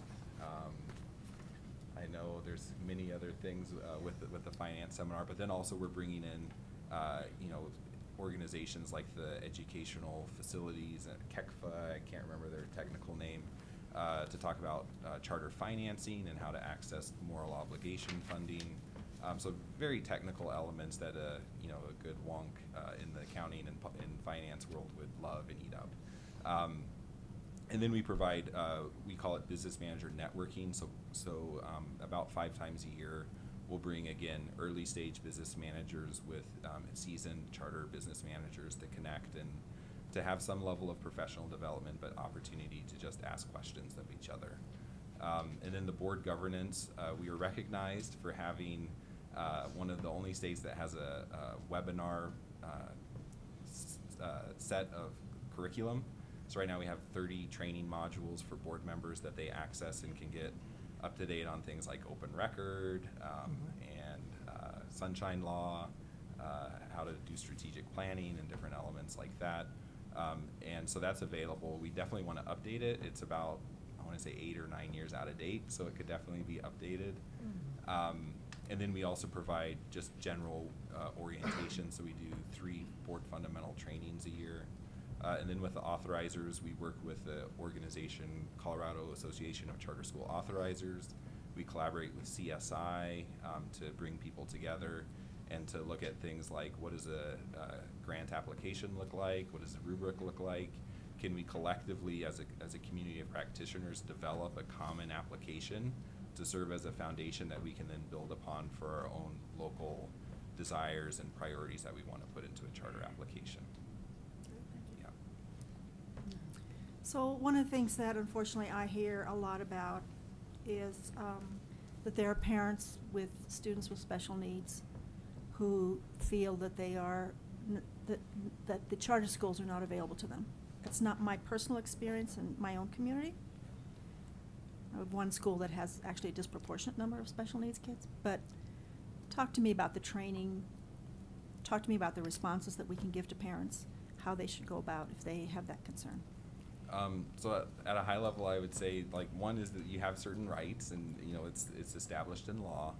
But also in Colorado, we are a state that really embraces choice in the policy framework, and so the desire is for parents to be able to choose the school that they want to send their children to. In the world of special ed law, there's the relationship of the school with the LEA, and so there's some level of complexity that can come up in that space. But as a rule of thumb, you want to be able to support parents and support schools with receiving all students who apply. So currently in Colorado, there is a gap between the number of students in non-charter schools versus charter schools. I looked at the numbers recently. It sits at about 3.5%. So I think in a district school, you're looking at about 11% and about 7.5 or 6.5 for charter schools. And there's an organization, the National Charter School Special Ed Resource Center, that has done some analysis, and they said as a rule of thumb that that gap has been closing nationally. It's gone down by about 1 to 2 percentage points as they've started to look at data. They said that really publicly available data didn't start coming out until about 2015. So when that data became known, then activity started to follow to say, how do we close that gap? And that commitment is in Colorado as well. And one of their findings, though, is that that gap tends to be larger in states where charter schools are not the LEA. And so in Colorado, that's a situation that you have. So you essentially have two competing interests that are going on. Is we value choice and have a policy framework there, but we also have a policy framework around local control. And so the extent to which we can bring people together to facilitate meaningful conversations and say, how do we accomplish the priorities established in policy, we want to support that. Thank you. Yep. Board Member Flores. I just wanted to say that one of the hardest people in the department to find, and that has time, is Bill Cottonsetti. When I'm looking for him and have questions from my, from my district, because as you know, my district has a large number of charter schools and innovation schools. And so getting time with Bill, I know you're tough to get a hold of, and so is Alyssa, but Bill takes, you have to take a couple of weeks, to get some time with Bill, because he's really busy. Well, I'll Thank you. say we're passionate about the work, and it's within the unit, within the state. I'm really grateful to be here, and we want to be available as much Sure. as we can. I know you That's are. great. Any other questions? Board Member Goff? Yes, I think it's probably a quick one. Your office, if there are interactions needed with charter or private schools, Yeah. you all handle that too. Is there I would expect it to be a small percentage, but even by month or by week, how many interactions do you have around a private school issue? I know that Mr. Cottonsteady and I had a conversation about something that happened last spring in a Jefferson County neighborhood that involved one of our traditional schools, and a private school across the street, and it was a matter of safety. And so just having questions that were asked and answered, I just wonder if that comes up often enough, or if there is a specialized person who needs to be directing their attention to that segment only, or Yeah. if this grant will help alleviate that along with your general workload issues. It'll definitely help us accomplish that work. I would say that we get calls on private school, and we also get contacted about homeschool. And in both of those situations, essentially the statute says not regulated by the State Department of Ed. So we tend to leave the answers at a high level, but there are some elements of statute where we feel it's important that we can provide a level of expertise and reference to what the law says. I would say that we are managing that. We have someone in our office who serves as the expert there, and it probably would be less than 5% of their time. Yeah. Is there maybe the commissioner can help me with this too, doesn't CDE publish a report periodically? There's some kind of summary or update about our private school. There's something we have gotten in the past that I believe comes from the department. I don't have any idea what kind of obligations we have around that, but I just recall that we had it. So I don't, curious. I'll check on that. You might have stumped me. I can't think of a report on that we do, but Well, that's not to say that we do a lot of reports, so I'll Oh. check on it. thank you. Board Member Flores. Mr. Cottonsetti, do you remember that school that we worked on, a Catholic school for girls that shut down? And I was working with the diocese, and you were working in your community to reopen that school, because there was such a great, cry for keeping that school open. And I think that's a plus where, we get involved and we keep that going. Could you tell us a little bit about that? Yeah, so my recall on the conversation was a school that had closed down and was reopening, but it was not any of the work that we do within the department. It's Right. just a personal side Exactly. conversation. But we did it. Yeah, there was a school that has opened another campus, yeah. And they were closing down, there was a great, wonderful building.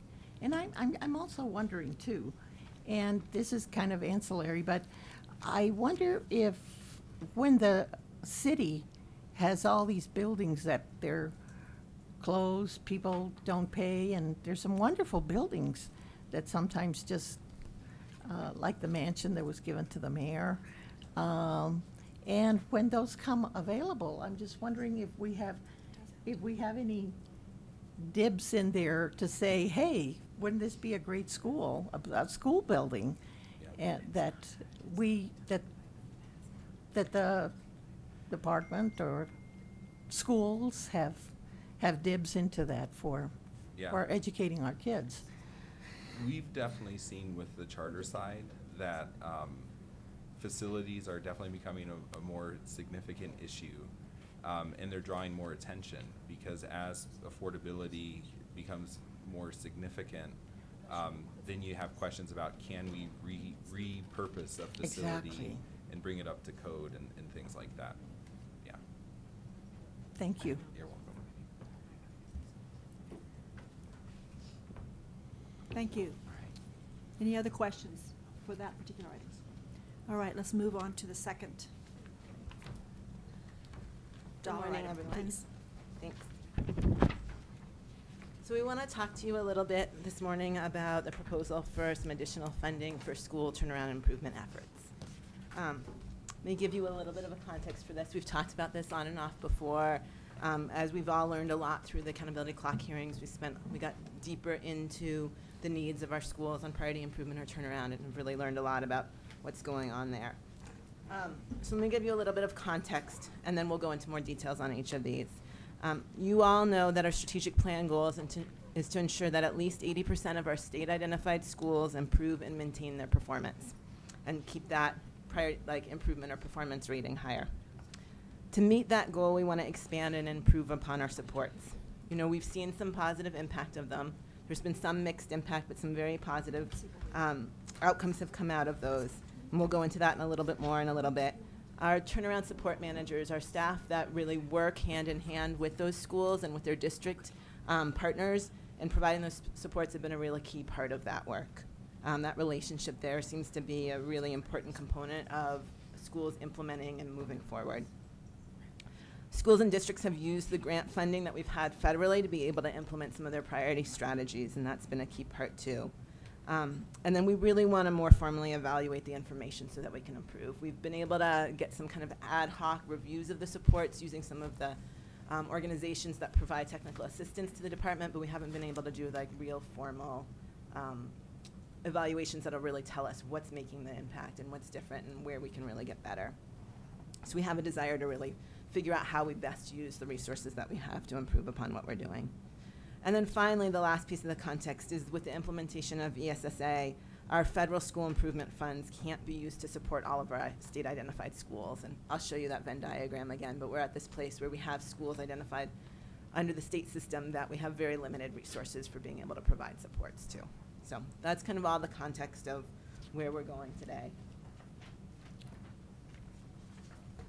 So I wanted to dig in a little bit deeper into the strategic plan and to the activities that we've been doing to reach that goal. And some of them we are well on our way with already. We've been working over the last 2 years to better match our identified schools, both through state and federal identification, with the supports that are available. And we call that process the EASY process. It's the Empowering Action for School Improvement. And what that did was really take about 8 different requests for proposals, RFP grant applications, for schools and districts to submit across the entire year and brought them into single process. So at the beginning of the year, when a school or district was identified, we could sit with them and say, okay, let's talk about what your needs are, and let's see what supports and options here best meet those needs so that we can get really tailored support. And that happened all at one time instead of them having to kind of pay attention across the year and see if a grant might pop up that might meet their needs. So we've done that. We're about to launch the second year of that grant process.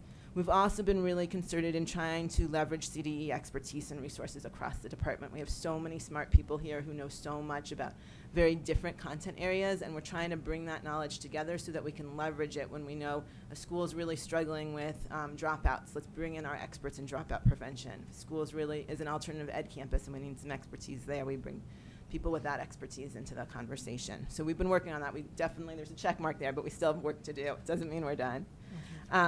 But where we are next on our strategic plan and what we really want to focus on is providing additional direct supports for schools and districts, especially through the School Turnaround Network and the Connect for Success grant, and learn about how to improve our supports so that we can see continued improvement on the outcomes for schools and ultimately for students. So right now, the major supports that CDE provides or brokers is around the Turnaround Network, the Connect for Success grant, and the School Turnaround Leaders Development grant. And the last one, the Turnaround Leaders Development grant, we broker that. We have providers that offer that turnaround leadership development support. We don't offer that directly.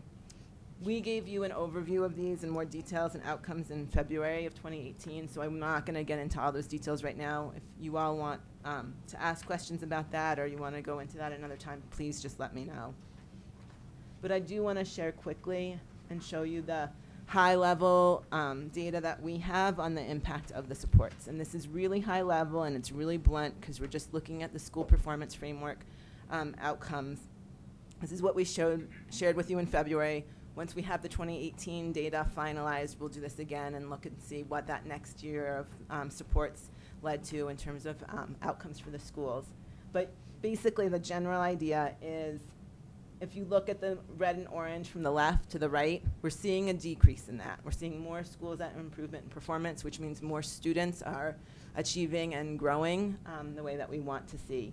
But you still see red and orange, especially in different cohorts, and that's where we really want to dig in is understand why are we seeing such great success in some schools and why are we seeing other schools where it's just not taking or taking as quickly.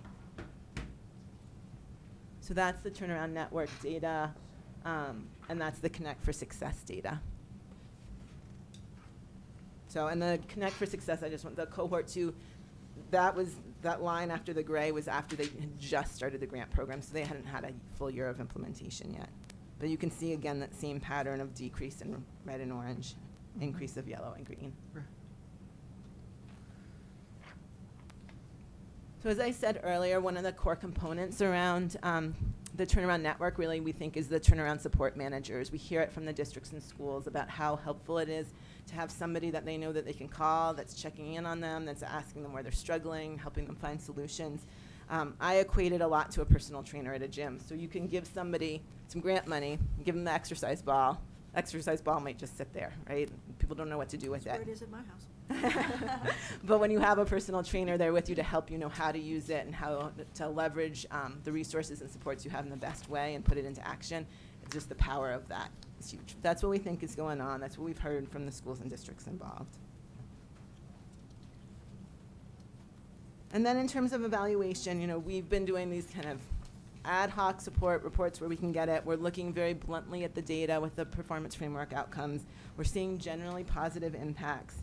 But there's some anomalies or there's some schools and districts where things just aren't taking in the same way. And we really want to know why we're seeing the positive outcomes in some places and not others. It's really interesting. We have hypotheses about it, but it would be good to have somebody more objective that doesn't have the same relationships as we do be able to come in and say, no, this is what we see is happening differently in the different places.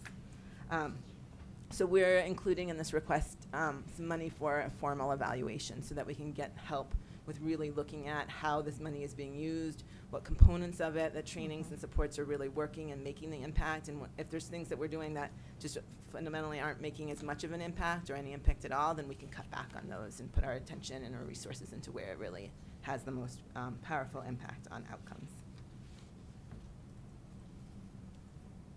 So this is the resource challenge of where we're at, or part of the resource challenge. This is the data from 2017. We're close-ish to having the 2018 data, and we'll update it then. Just like Bill talked about, the dependency on the charter school grant for the ask will be dependent on where the numbers come out this year. So we may revise the request downward accordingly if we have greater overlap and we don't have such a need for state funding. But right now, the yellow circle is our schools in 2017 that were identified as priority improvement or turnaround schools. So we had 101 schools that were priority improvement or turnaround only. They weren't identified under ESSA either. And for those, we have about $1.9 million available. It's now called the State Transformation Grant to be able to support those schools. We had 78 schools that were identified both under state and federal, and then an additional 152 schools that were just identified under federal. Remind me of our total number of schools. The total number was In the state? in the state, about 1,800 schools. 1,800? Yeah. So for the ones that are federally identified, including those 78 that are also state identified, we can use those federal funds, the school improvement funds. And that's where under the waiver under NCLB, we were able to have really nice alignment there and be able to support our state schools with the federal dollars.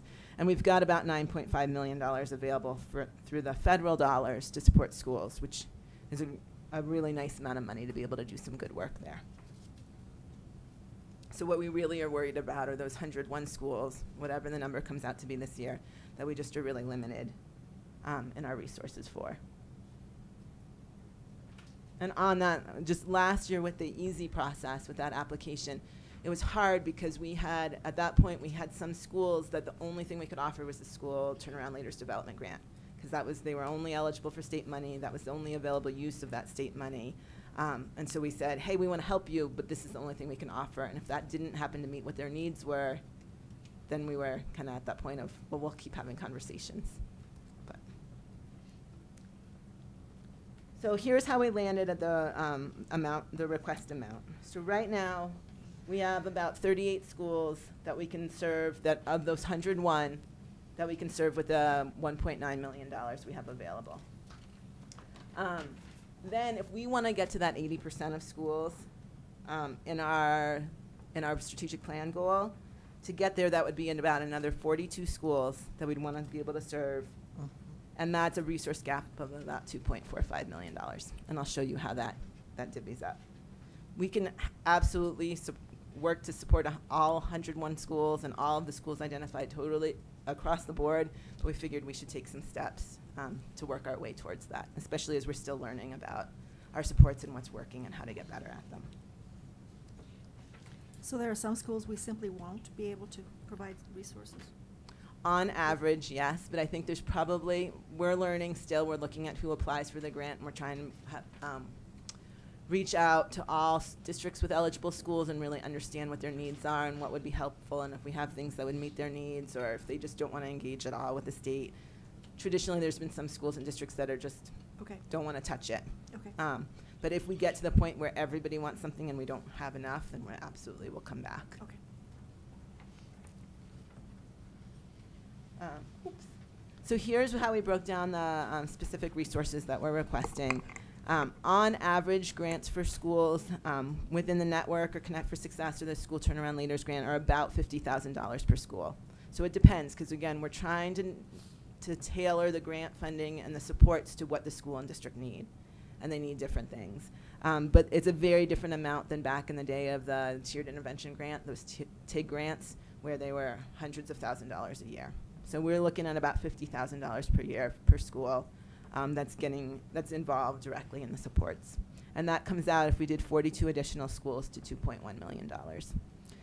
And then 2 turnaround support managers to take on that caseload of additional schools comes out to be about $250,000. Again, we think that component of having that relationship and that support manager is really key to the work schools and districts are able to do. And then finally, about $100,000 for the evaluation so that we can continue to learn about what we're doing. So that's where we are right now. We'll have revised data soon, probably in the next month and a half or so, and we can look at it then, see what that Venn diagram looks like this year and if things change. But that's the quick So will this dirty be a overview. request every year? I think we will ask this as an ongoing annual request. But we will monitor the data and see if, for some reason, if we have more schools or fewer schools, and if we need to do any adjustment with it. So if it becomes ongoing, does it go into one of those top two tiers that? Hold on. I need to get my terminology straight here. Madam Chair, I think The total program funding? It would be, what we would ask for is this is the current year and ongoing, and so then it would be built into the base request. And then just like the majority of the department, it's just that ongoing base funding. So it would go into the total It wouldn't program be funding? part of that total program, that's just the one line item that goes through the school finance formula that we re-request every year because we recalculate it. So this would be just into the department's base budget request. Which is not on here. Which is not in there. So what we're, have as part of our base request is just the ongoing funding. So for example, the commissioner's office or all of the other state funding that funds the department. So that's not, That's not part part. of this? No.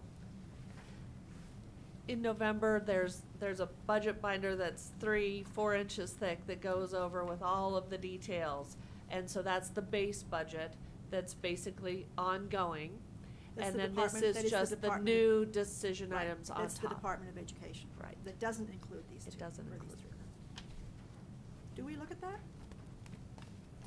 I know We- some people don't want to look at that, but. We have provided it in different formats over the years, so we can work with you to figure out what level, I'm not sure that you want to go I- through that whole, but we can figure out a way to present that to you that makes sense.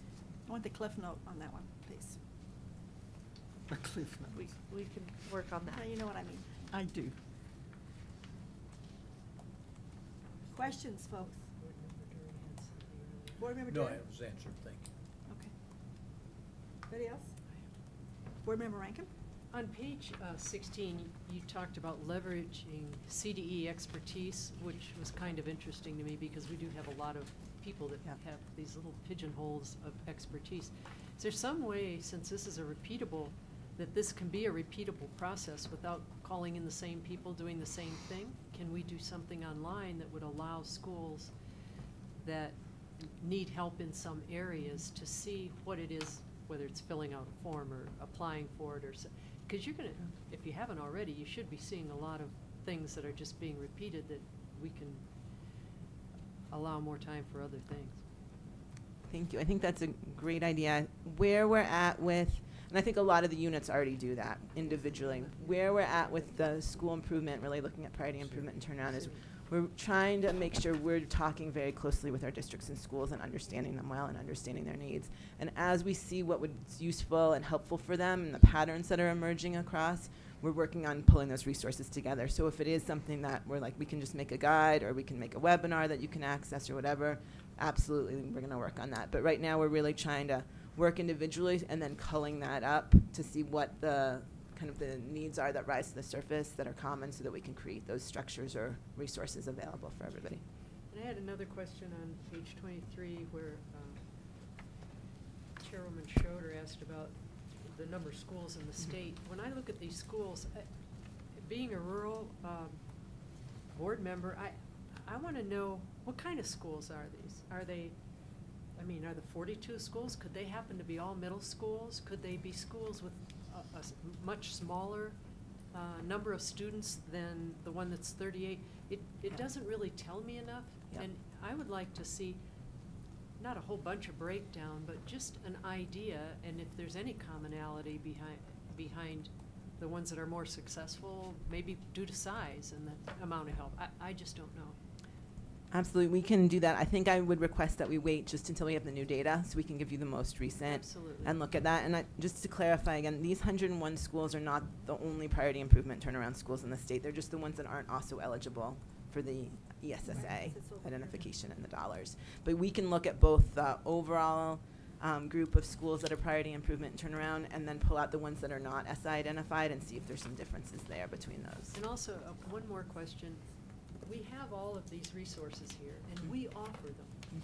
And I know there are some schools that say, thanks, but no Yeah. thanks. Yeah. We want to do it ourselves. Yeah. I'd like to know the numbers or percentages Okay. of that. Names? So there's X amount total, and these are the ones that refused help.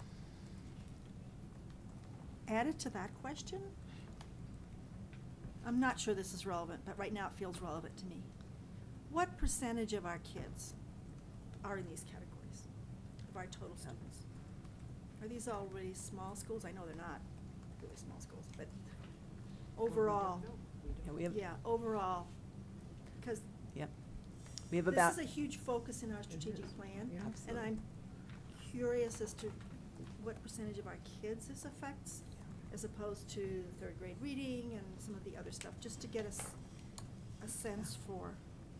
And there's about 80,000 students that are in priority improvement or turnaround schools in the state. 80,000. 80,000. Yeah, it's a lot of kids. It's a lot. It's one of Board the Member worst. Flores, you had a question. Thank you, Madam Chair. I just wanted to respond maybe to Ms. Rankin or Board Member Rankin, and just say that I think Siri has her limitations as far as responding or doing evaluations, the kind of evaluations that we're talking about. And I'm being a little facetious here when I say Siri, and I mean, computers and being able to, and of course they help us, but I think we need humans to really look and do some heavy-duty evaluations, especially people that have a background and have experience. And this is where I think that, evaluations are very important in having, people to do it, as opposed to machines collecting data points and stuff and then making decisions on that. Board Member Sheffield? I think this is relevant, but I was looking at the AIR research study that was concluded in 2017, and they concluded that the Turnaround SIG grant program really had no significant impact on math or reading test scores, on high school graduation rates, or college enrollment. And now we're proposing to add additional resources to this turnaround process, and I wondered how it would differ from the previous approach, and that's, of course, a national study. This is a state approach. Can you speak to the model here that would be different than what this study reported on? Sure, thank you. We, I think, learned a lot as a country from the SIG grant. There's a number of differences. One, those SIG grants were very prescriptive. There was a few different models, and you had to implement to the T whatever model it was that you chose. We are really trying to make these individualized so that schools and districts can understand where their challenges are, they can get diagnostic reviews to understand that, and they can implement what's the right solution for them. So I think that's one big difference.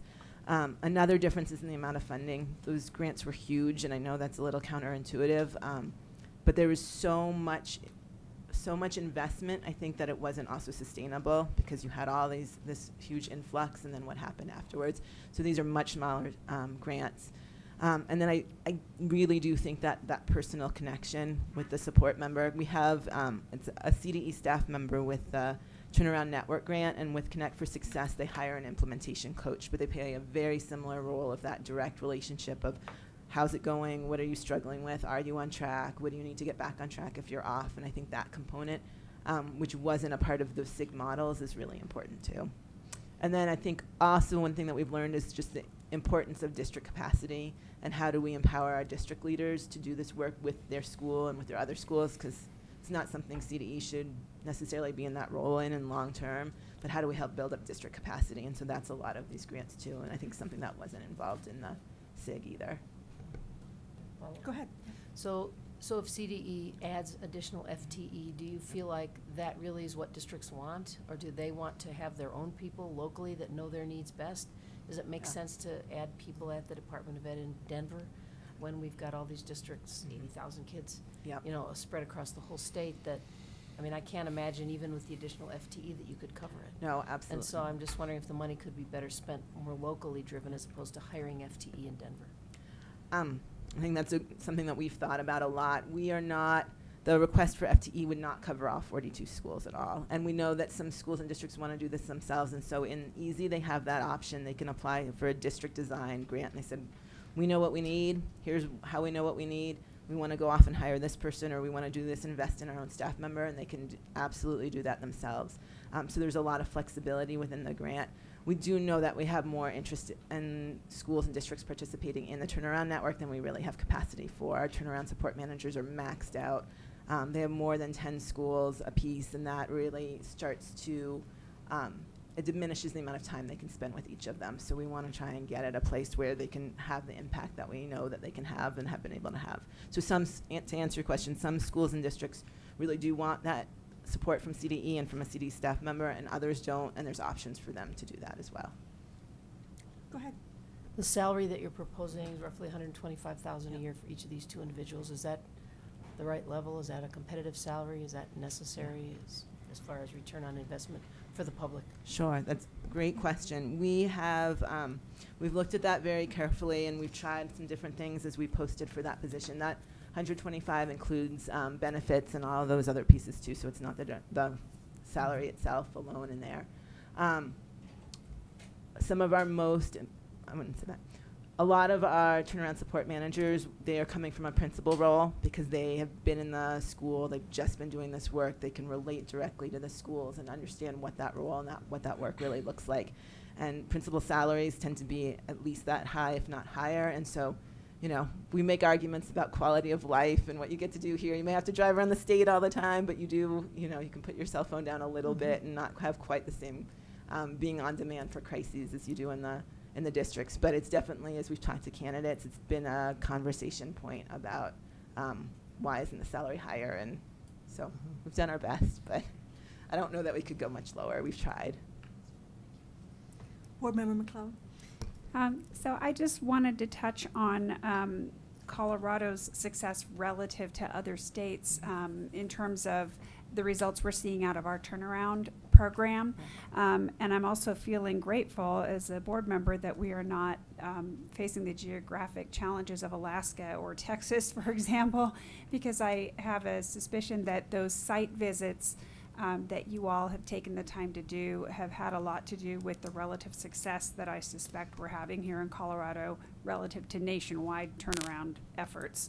But I wondered if you might want to speak to that. I know that in some of the very small districts, we've gotten feedback that the interventions that you're offering in some cases actually represent their best curriculum in some areas, which is not what you want to hear necessarily. You want to hear that they're up and running and ready to go, but the resources are not always there for every district when they don't have that economy of scale. So if you want to speak to our relative success in Colorado as it departs from the national average, maybe that might be helpful.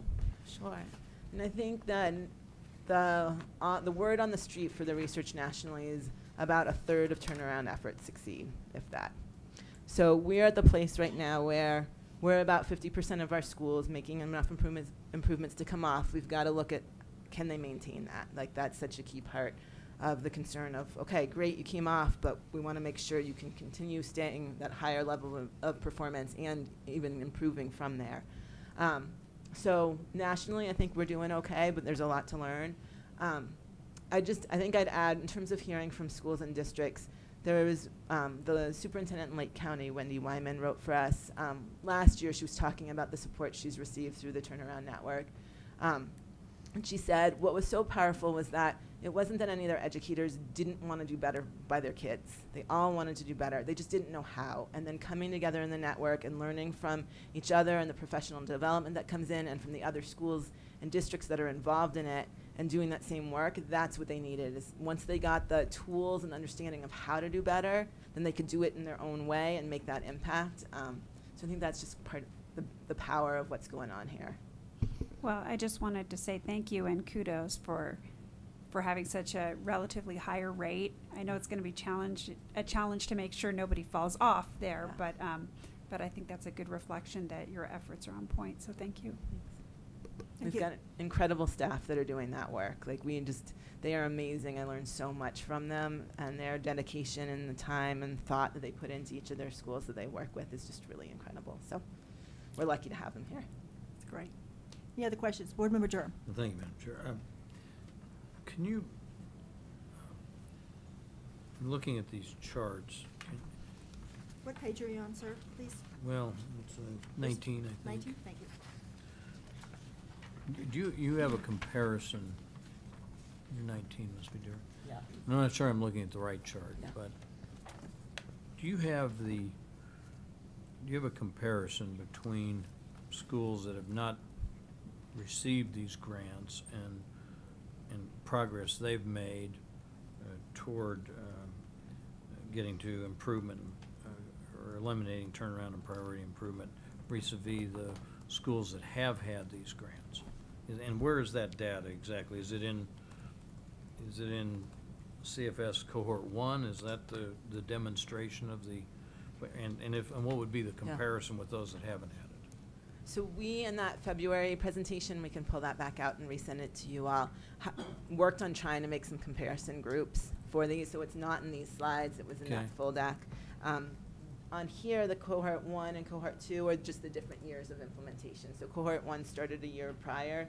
They started prior to 2016, but 2016 is kind of the year they get a review and they just start to kick it off, and then 2017 is their first year of implementation.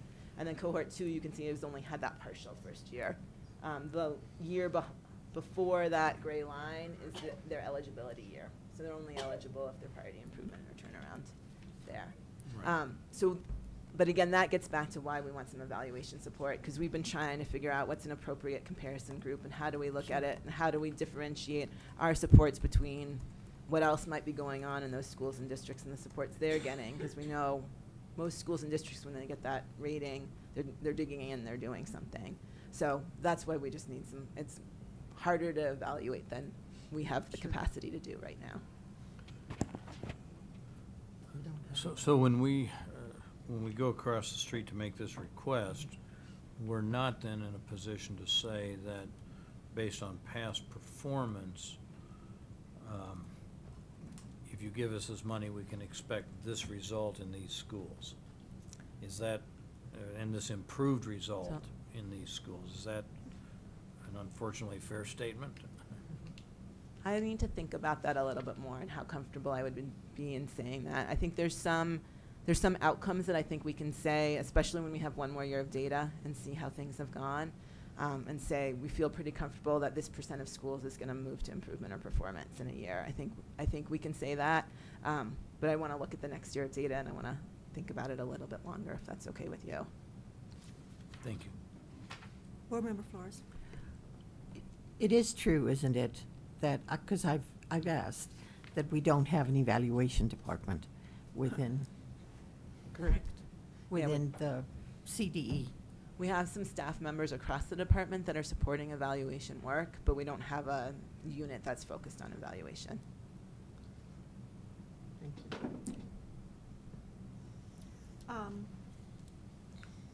Ms. Oaks, one more. Okay, one just more one item. more quick slide. So our last request is more of a technical request. This is the use of tax checkoff items.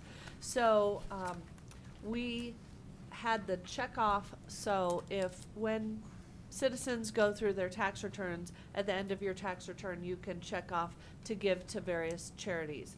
And so one of them was for preschool. And so over the course of time, we've had about $460,000 donated to that. We did use $50,000 to provide some training and materials to preschool programs. That tax checkoff program has ended, and so there's this request is to use the balance of that funds, and as interests and the final fund balance becomes clear, we would adjust that amount. But it was about $410,000 that's available, and what the proposal is to use that to distribute to preschool programs, and what the thought is to have a base of $500, and then on top of that, per pupil funding. So based upon the number of preschool students, it would be distributed to those schools to use, to be used for books or whatever is appropriate for each individual district or school. Per pupil based on this fall. Yes. Board Member Flores. Thank you.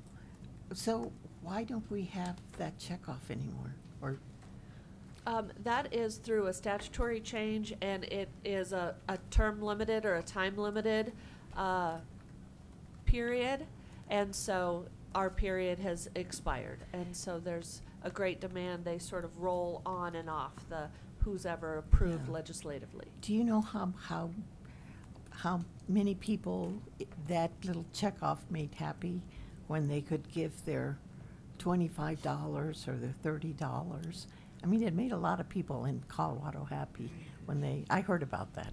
So, how can we take that happiness away for early childhood? I mean, that's gonna be, we're gonna hear it. The problem is it's gonna make somebody else happy when their new Well, checkoff is. But it's so important in our state to have Board early Member childhood. Durham? Thank you, Madam Chair. Happiness is not a constitutional right. Oh, No, it's in the Declaration of Independence, not in the That's right. Constitution.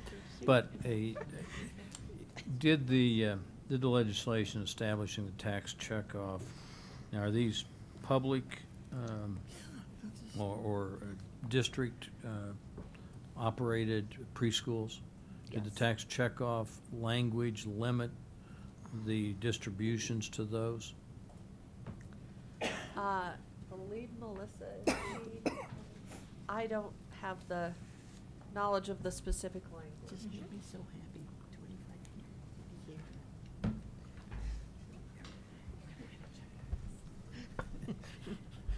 So, good morning.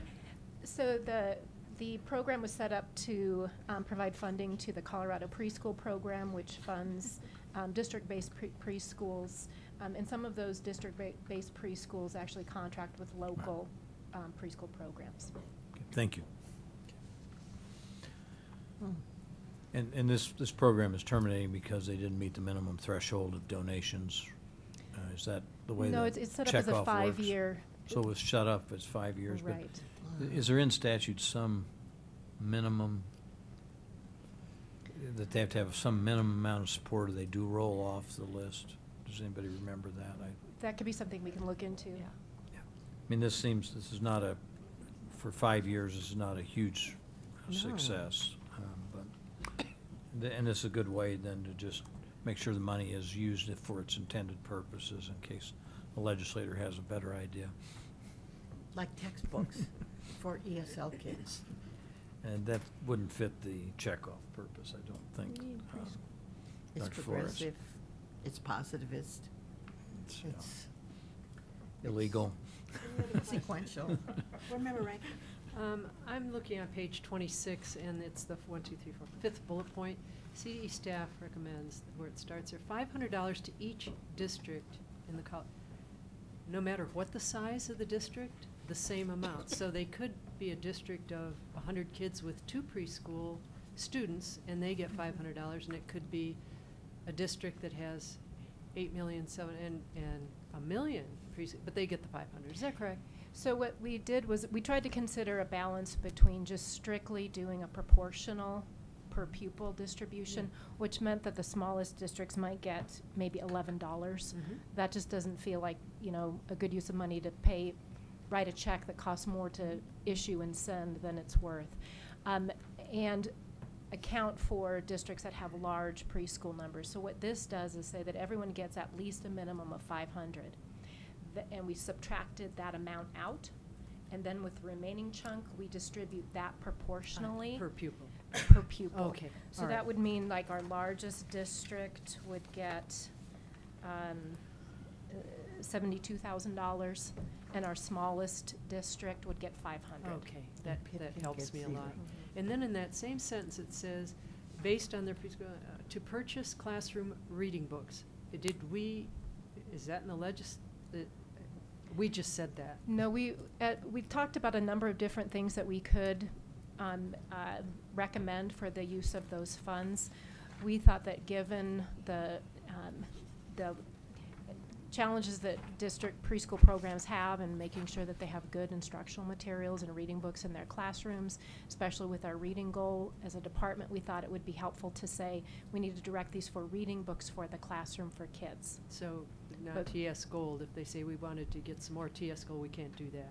what we're recommending is that it be restricted to reading books for kids. That's exactly what it says, and I was surprised, but now I understand it. Yeah, and especially with little kids, they just, the book is there for half a year. I and think then- local control would dictate more of schools knowing what they need, not the state telling them, but that's my point. Well, that's absolutely something that we would consider, you know, taking direction from the board. Again, this is just a staff proposal. Yep. I will entertain a motion, I believe, which is General Questions. Let's see, where is it?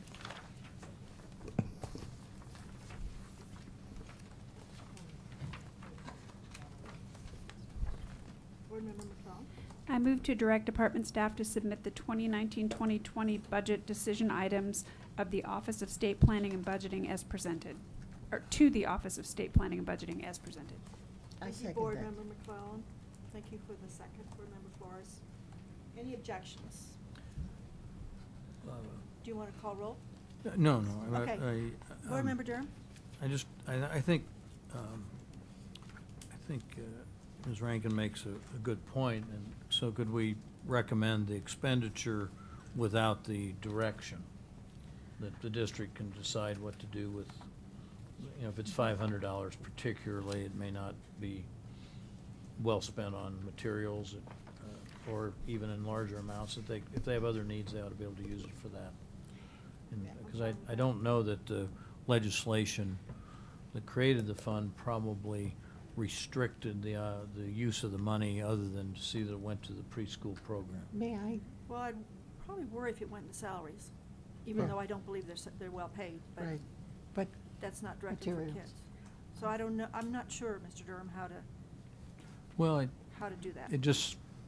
I think Ms. Rankin has a good point, that local districts probably understand their needs better than, and while reading materials are a great idea, they might not, you know, you may be sending it to a district that's already invested significantly in those, and they think they have other needs. I think that's a decent point, and I think we do need to, since this program's going away, we do need to disperse the money in an efficient manner. I think the $500 minimum with the balance on the student count is a good method to do it, and just send that over as a recommendation to the General Assembly, and if they want to add criteria, that's kind of up to them. But you know, I'm not in favor of substituting our judgment for theirs for the districts. Okay. Board Member Flores? You know, I don't know if you looked over really the fine points in those 5 schools from Denver Public Schools, and what they had as a recommendation for spending per year, per child, on textbooks, on books. It was $10. And I think about it, what can $10 do for a child?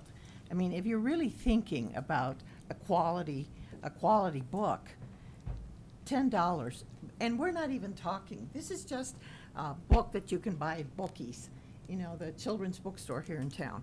But if you're looking for a textbook, I mean, we're talking about in the hundreds of dollars. And when a school just appropriates $10 per year per child, we're talking about peanuts. You can't even buy a book for $10. So I believe one of the big issues in Colorado, and I've been in many different states, and I just don't see books in schools. And it's a big, big issue.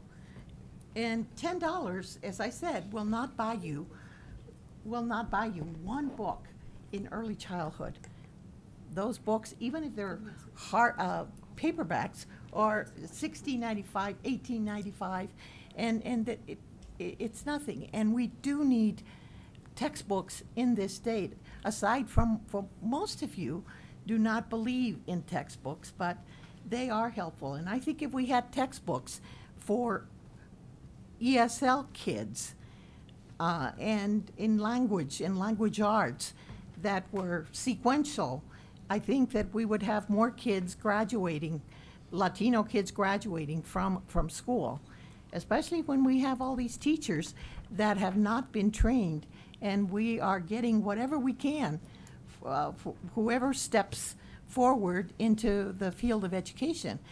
And you hear this from colleges of education that are not even getting kids to matriculate in colleges of education, and we certainly aren't getting them at our schools. So I think textbooks are certainly important. They're very expensive, and most schools do not have the money for this. It's not appropriated for schools. So I think it's a very well that we put down that it's going to be spent for textbooks or books in general. Could I ask a question, please? In the original, I'm assuming it was legislation that created this checkoff? Would you be kind enough to tell us what our taxpayers were told when they checked this off? Please? I have found the bill number, but I don't know that off the top of my head. You're gonna have to give me. 5 seconds? No. No, there's some more questions, so go ahead and look, please. I'm sorry, Board Member Rankin actually asked me first. Go ahead. I'd like to strongly support Board Member Durham's recommendation. And Ms. Pearson, you know, we talk about having information as to going forward with our turnaround. I think this is an excellent time that we could suggest, I know I don't want to dictate, but when you get this money, if you could tell us what you're using it for, and see what the majority of the schools, preschool uses it for, and maybe that has some indication of how they're going to advance through kindergarten through third grade reading. Thank you. But I mean, I think it's an excellent opportunity that we'll miss it if we don't put some of these things in there. Sorry, let me just clarify, for the preschool funding? Okay. Yeah, specifically. And if they all want the same thing, that's going to tell us something too. If they all Yeah. use it on books or all use it on That's why we testing have the like state TS that we s- Gold, that but we have. if they decide and give us the feedback, I think it would be helpful for us. Board Member Sheffield. Can we vote on these 3 budget items separately, or do we have to do it all together? Just because I think they're so vastly different that If you I would prefer. support some and not others. Board Member Goff, did I see your hand up? Yeah, No. I have to together. think for a second now. I guess, is our goal in whatever we vote to advance today, is that to be taken as the final word, the carved in stone language that goes over there? Or is our intent to concentrate on the general idea, the framework for what we're asking for and why? And because I'm thinking that some of this conversation comes up in our hearing time with the JBC every year as well. Yes, So it that, does. we get a lot of budget time through that. I just wondered if we have to be so precise in the language at this point that we can't allow ourselves a little flexibility over the next couple months to refine this part of this if we need to. I guess before I can vote, I need to know what's the ultimate expectation of us by doing what we do today. Madam Chair, I can make a motion to amend this particular part of the request by, on page 26, just putting on, was it 5th bullet point, putting a period after the word enrollment, striking the balance of that sentence. Sure. But why sure? So a couple of Why don't we things, vote a on couple it? of things, guys.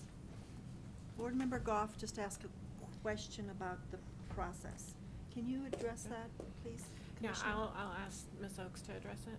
Yeah. Thank you. So it is, the request is to approve just submitting this, but as both Bill and Alyssa had mentioned earlier, that we have included a high number, the highest dollar amount, but would expect to adjust not only the dollar amount, but any details in that can be adjusted as necessary through the process. So the vote today is just to submit this in the general idea and scope, and those details would be refined. For example, if the federal funding gets approved, then that would reduce the dollar amount for that. Or the number of schools that come up in that 101, that will be a slightly different number, and so the numbers will adjust. So not only the dollar amounts, but the details can be adjusted as well.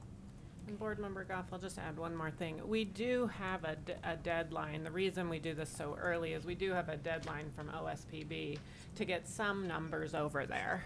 So we do have to have some detail just to send over to start the process. But then we have time to refine the process. So that's why you do have some specifics. Okay. Well, I'm looking at the motion that was just made and trying to line that up with what we can do, I guess.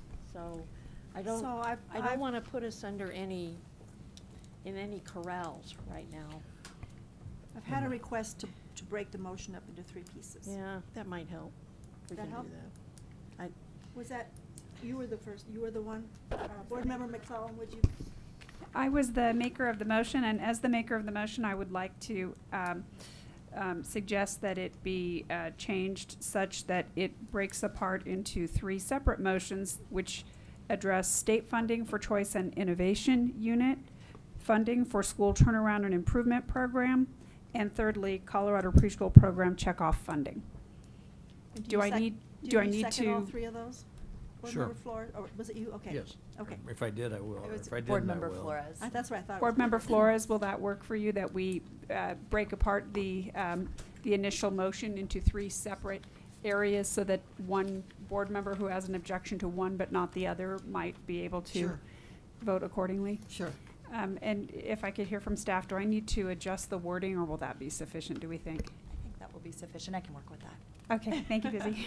All right, so the first motion is to approve the budget request for the Choice Department, Innovation and Choice Department. Would you call the roll, please? Board Member Durham. Yes. Board Member Flores. Yes. Board Member Goff. Yes. Board Member McClellan. Yes. Board Member Rankin. Yes. Board Member Shuffle. Yes. Board Member Schroeder. Yes. Thank you. That passes unanimously. The second motion is funding for Turnaround support. School turnaround and School improvement. Turnaround Improvement Program, $2,450,000. Would you call the roll, please? Board Member Durham. Yes. Board Member Flores. Yes. Board Member Goff. Yes. Board Member McClellan. Yes. Board Member Rankin. Yes. Board Member Shuffle. No. Board Member Schroeder. Yes. Thank you. That passes 6-1. The last item is not actually funding. Is it funding for? No, wait a minute, there's 100,000 for evaluation. That's included in the request. Oh, okay, Yeah. good. The last item is the distribution of the fund for the checkoff funding for preschool. Could you call the roll, please? Board Oh, Member. there's amendment. There's an amendment that, Just to strike, just to if- strike the books part. Apparently, I think Ms. Goff wants to maintain maximum flexibility, so at least at this phase, you would strike from on page 26. And then the next to the last bullet point, sort of period after the word enrollment, Right, the last 5 words. last 5 Strike the words. rest. So I'll make that motion, Okay. if there's a second. Can we discuss? Can I just make another amendment? Wait a minute, there's a second. Ms. Goff, did you start to make a comment? I or were you just would second? like to discuss Yes, Yeah. we will. whenever. We can Yeah. discuss it right now. Okay. Yes, I do like flexibility up to a point. What my fear here is if we end the sentence there, based on preschool enrollment. Can you think about it, and can I say Well, something? I No, can, just but let her- the just let her go. point is, without any kind of guidance, I mean, I guess it's important to keep in mind this is a preschool program. And so I would think, we kind of want to ensure that money is being used for the instructional purposes. For tools and. So which may mean books, it may mean other kinds of materials, it may mean something that a district decides is important for achievement. I'm not sure that just cutting it off there, Steve, makes that as possible as I think it ought to be. Yeah. To make it instructional focused. Right. Because if a district does, like, I don't even wanna, if they assume that it can be used for personnel costs or something, to me, that's a whole different Right. area to talk about. I mean, And- I respect their choices, but I feel this whole law, this whole thing was passed based on instruction. The purpose of educating young kids and what they need to Yeah. have that accomplished. Did Julie find it? I think we have found a couple of pieces that might be helpful. I've pulled up the statute, and I know Joe has pulled up the language that was on the tax form, which is also, I think, one of the questions was what were taxpayers told? Exactly. I don't know that they're particularly enlightening. Certainly, the statute developed the program with the anticipation that after the Department of Revenue takes its overhead, the rest goes to fund the Colorado preschool program as it exists in Article 28 of Title 22. So that's the program that's really, by its language, and these are the folks that could give more operational sort of input, is really designed to focus on kids that are in districts with either high dropout rates or significant family risk factors. I mean, so it's under an existing sort of structured program. So I would see this money is just needing to align generally to how that's been handled in Article 28's program so far. In terms of what taxpayers would have seen, Very little would show up on your tax form or on TurboTax, but if you went to the instructions for filling out your Colorado Form 104, you'd find a description of the various funds for the tax checkoff programs, and this one would say Public Education Fund. This fund supports the Colorado Preschool Program, which provides high-quality preschool for children impacted by factors such as poverty, homelessness, abuse, or neglect. Children are supported by qualified early childhood professionals in safe and nurturing learning environments. Children overcome substantial gaps and make significant gains that persist throughout their schooling. This would be on a page with a similar 3-sentence blurb for about 20 or 30 different checkoff programs. Thank you very much. That does not restrict us to books. Thank you. But may I? Board Member Forrest. and May then I add that Board Member one of the Durham. biggest things that teachers spend on, because it's not provided, are textbooks. And every year, and I'm just telling you, the price of one of those books is usually $18.95, and these are paperback books. And so consequently, they have to be replaced every year because kids do things to books because they love books.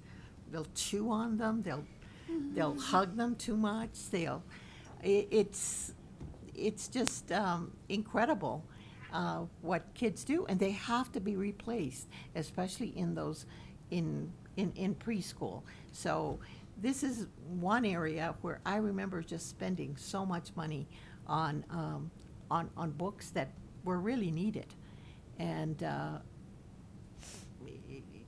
they're just sometimes not provided. I just wanted to kind of show you, and I can go to it, but just one of those schools that are looking for to be, what's the term, the Denver Public Schools? They're looking to be not optional, but Innovation. Innovation, thank you. They're going to be innovation. And when I looked down how much they were spending per year per child, it was $10. $10 per child, which wouldn't even buy a book. And so we just think they're too expensive and we don't want to. Yet we will provide an iPad for a little 4-year-old, but will not provide a book that will do more for a child than I think an iPad would. I'm sorry, but yes, I really do think so. Thank you. Board Member Durham, did I see your hand a while ago while things were flying around overhead? No, I think, well, I don't think it makes too much difference. We're not talking about a huge amount of money, and money is fungible, so if we put the string on it and they have all the books they'll need, they'll spend their current allocation on that, and it'll probably equal the $500, and nothing will change, so. They'll be I lucky think to we're- get 200 books Your for motion $500. has Yeah, that we allocate base of 500 to each district and distribute the remaining funds proportionally based on preschool enrollment. right. Would you call the vote, please? Is everyone, this discussion But are we finished? going for that? No, we are not. That's- The Okay, motion so- does not have books. Okay. So if this motion fails, then we can add your books. Well, But the, If this motion fails, books They are can in there buy books. automatically. Okay, so we are voting on the But we know what We're the voting to proposed prohibit the amendment. purchase of books. Yes. We're not. Yeah. They'll probably go to Chuck E. Cheese's and buy bad food. Board Member Durham. Yes. Board Member Flores. No. Board Member Goff. Yes. Board Member, sorry, McClellan. Yes. Board Member Rankin. Yes. Board Member Shuffle. Yes. Board Member Schroeder. Yes. Okay, That that passes. passes 6-1. Better to All right, have it we than are, not. we Oh. are late. We're going to postpone. Oh, and then we just need to vote on that last item. We just voted on the Board we Member need- Durham's The proposed amendment. amendment. As amended. So now we're voting on the All right, I'm preschool funding as confused. amended. Okay. What are we voting on now? The preschool, the preschool tax, but with his Go for amended. it, please. Okay.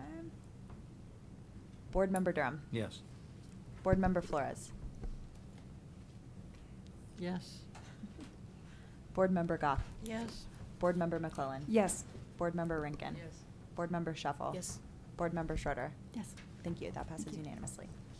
All right, we are going to recess now for lunch and exec session, please. Not at this time. We'll try to do it right after, depending on how our time goes.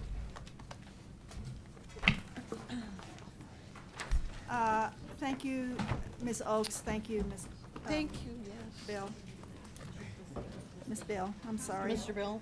Mr. Bill. I'll move the executive session. Madam Chair. What? I move for an executive Oh, session. thank you so much. Do I have a second? Quick second? Exec session? Thank you. Would you like me to read us into it really quickly? Yes, we Okay. sure would appreciate that. Wonderful. An executive session has been noticed for today's state board meeting in conformance with 24-6-4023A CRS to receive legal advice on specific legal questions pursuant to 24-6-4023A Roman numeral 2 CRS. Matters required to be kept confidential by federal law, rules, or state statutes pursuant to 24-6-4023A Roman numeral 3 CRS. Did anybody listen to you? No.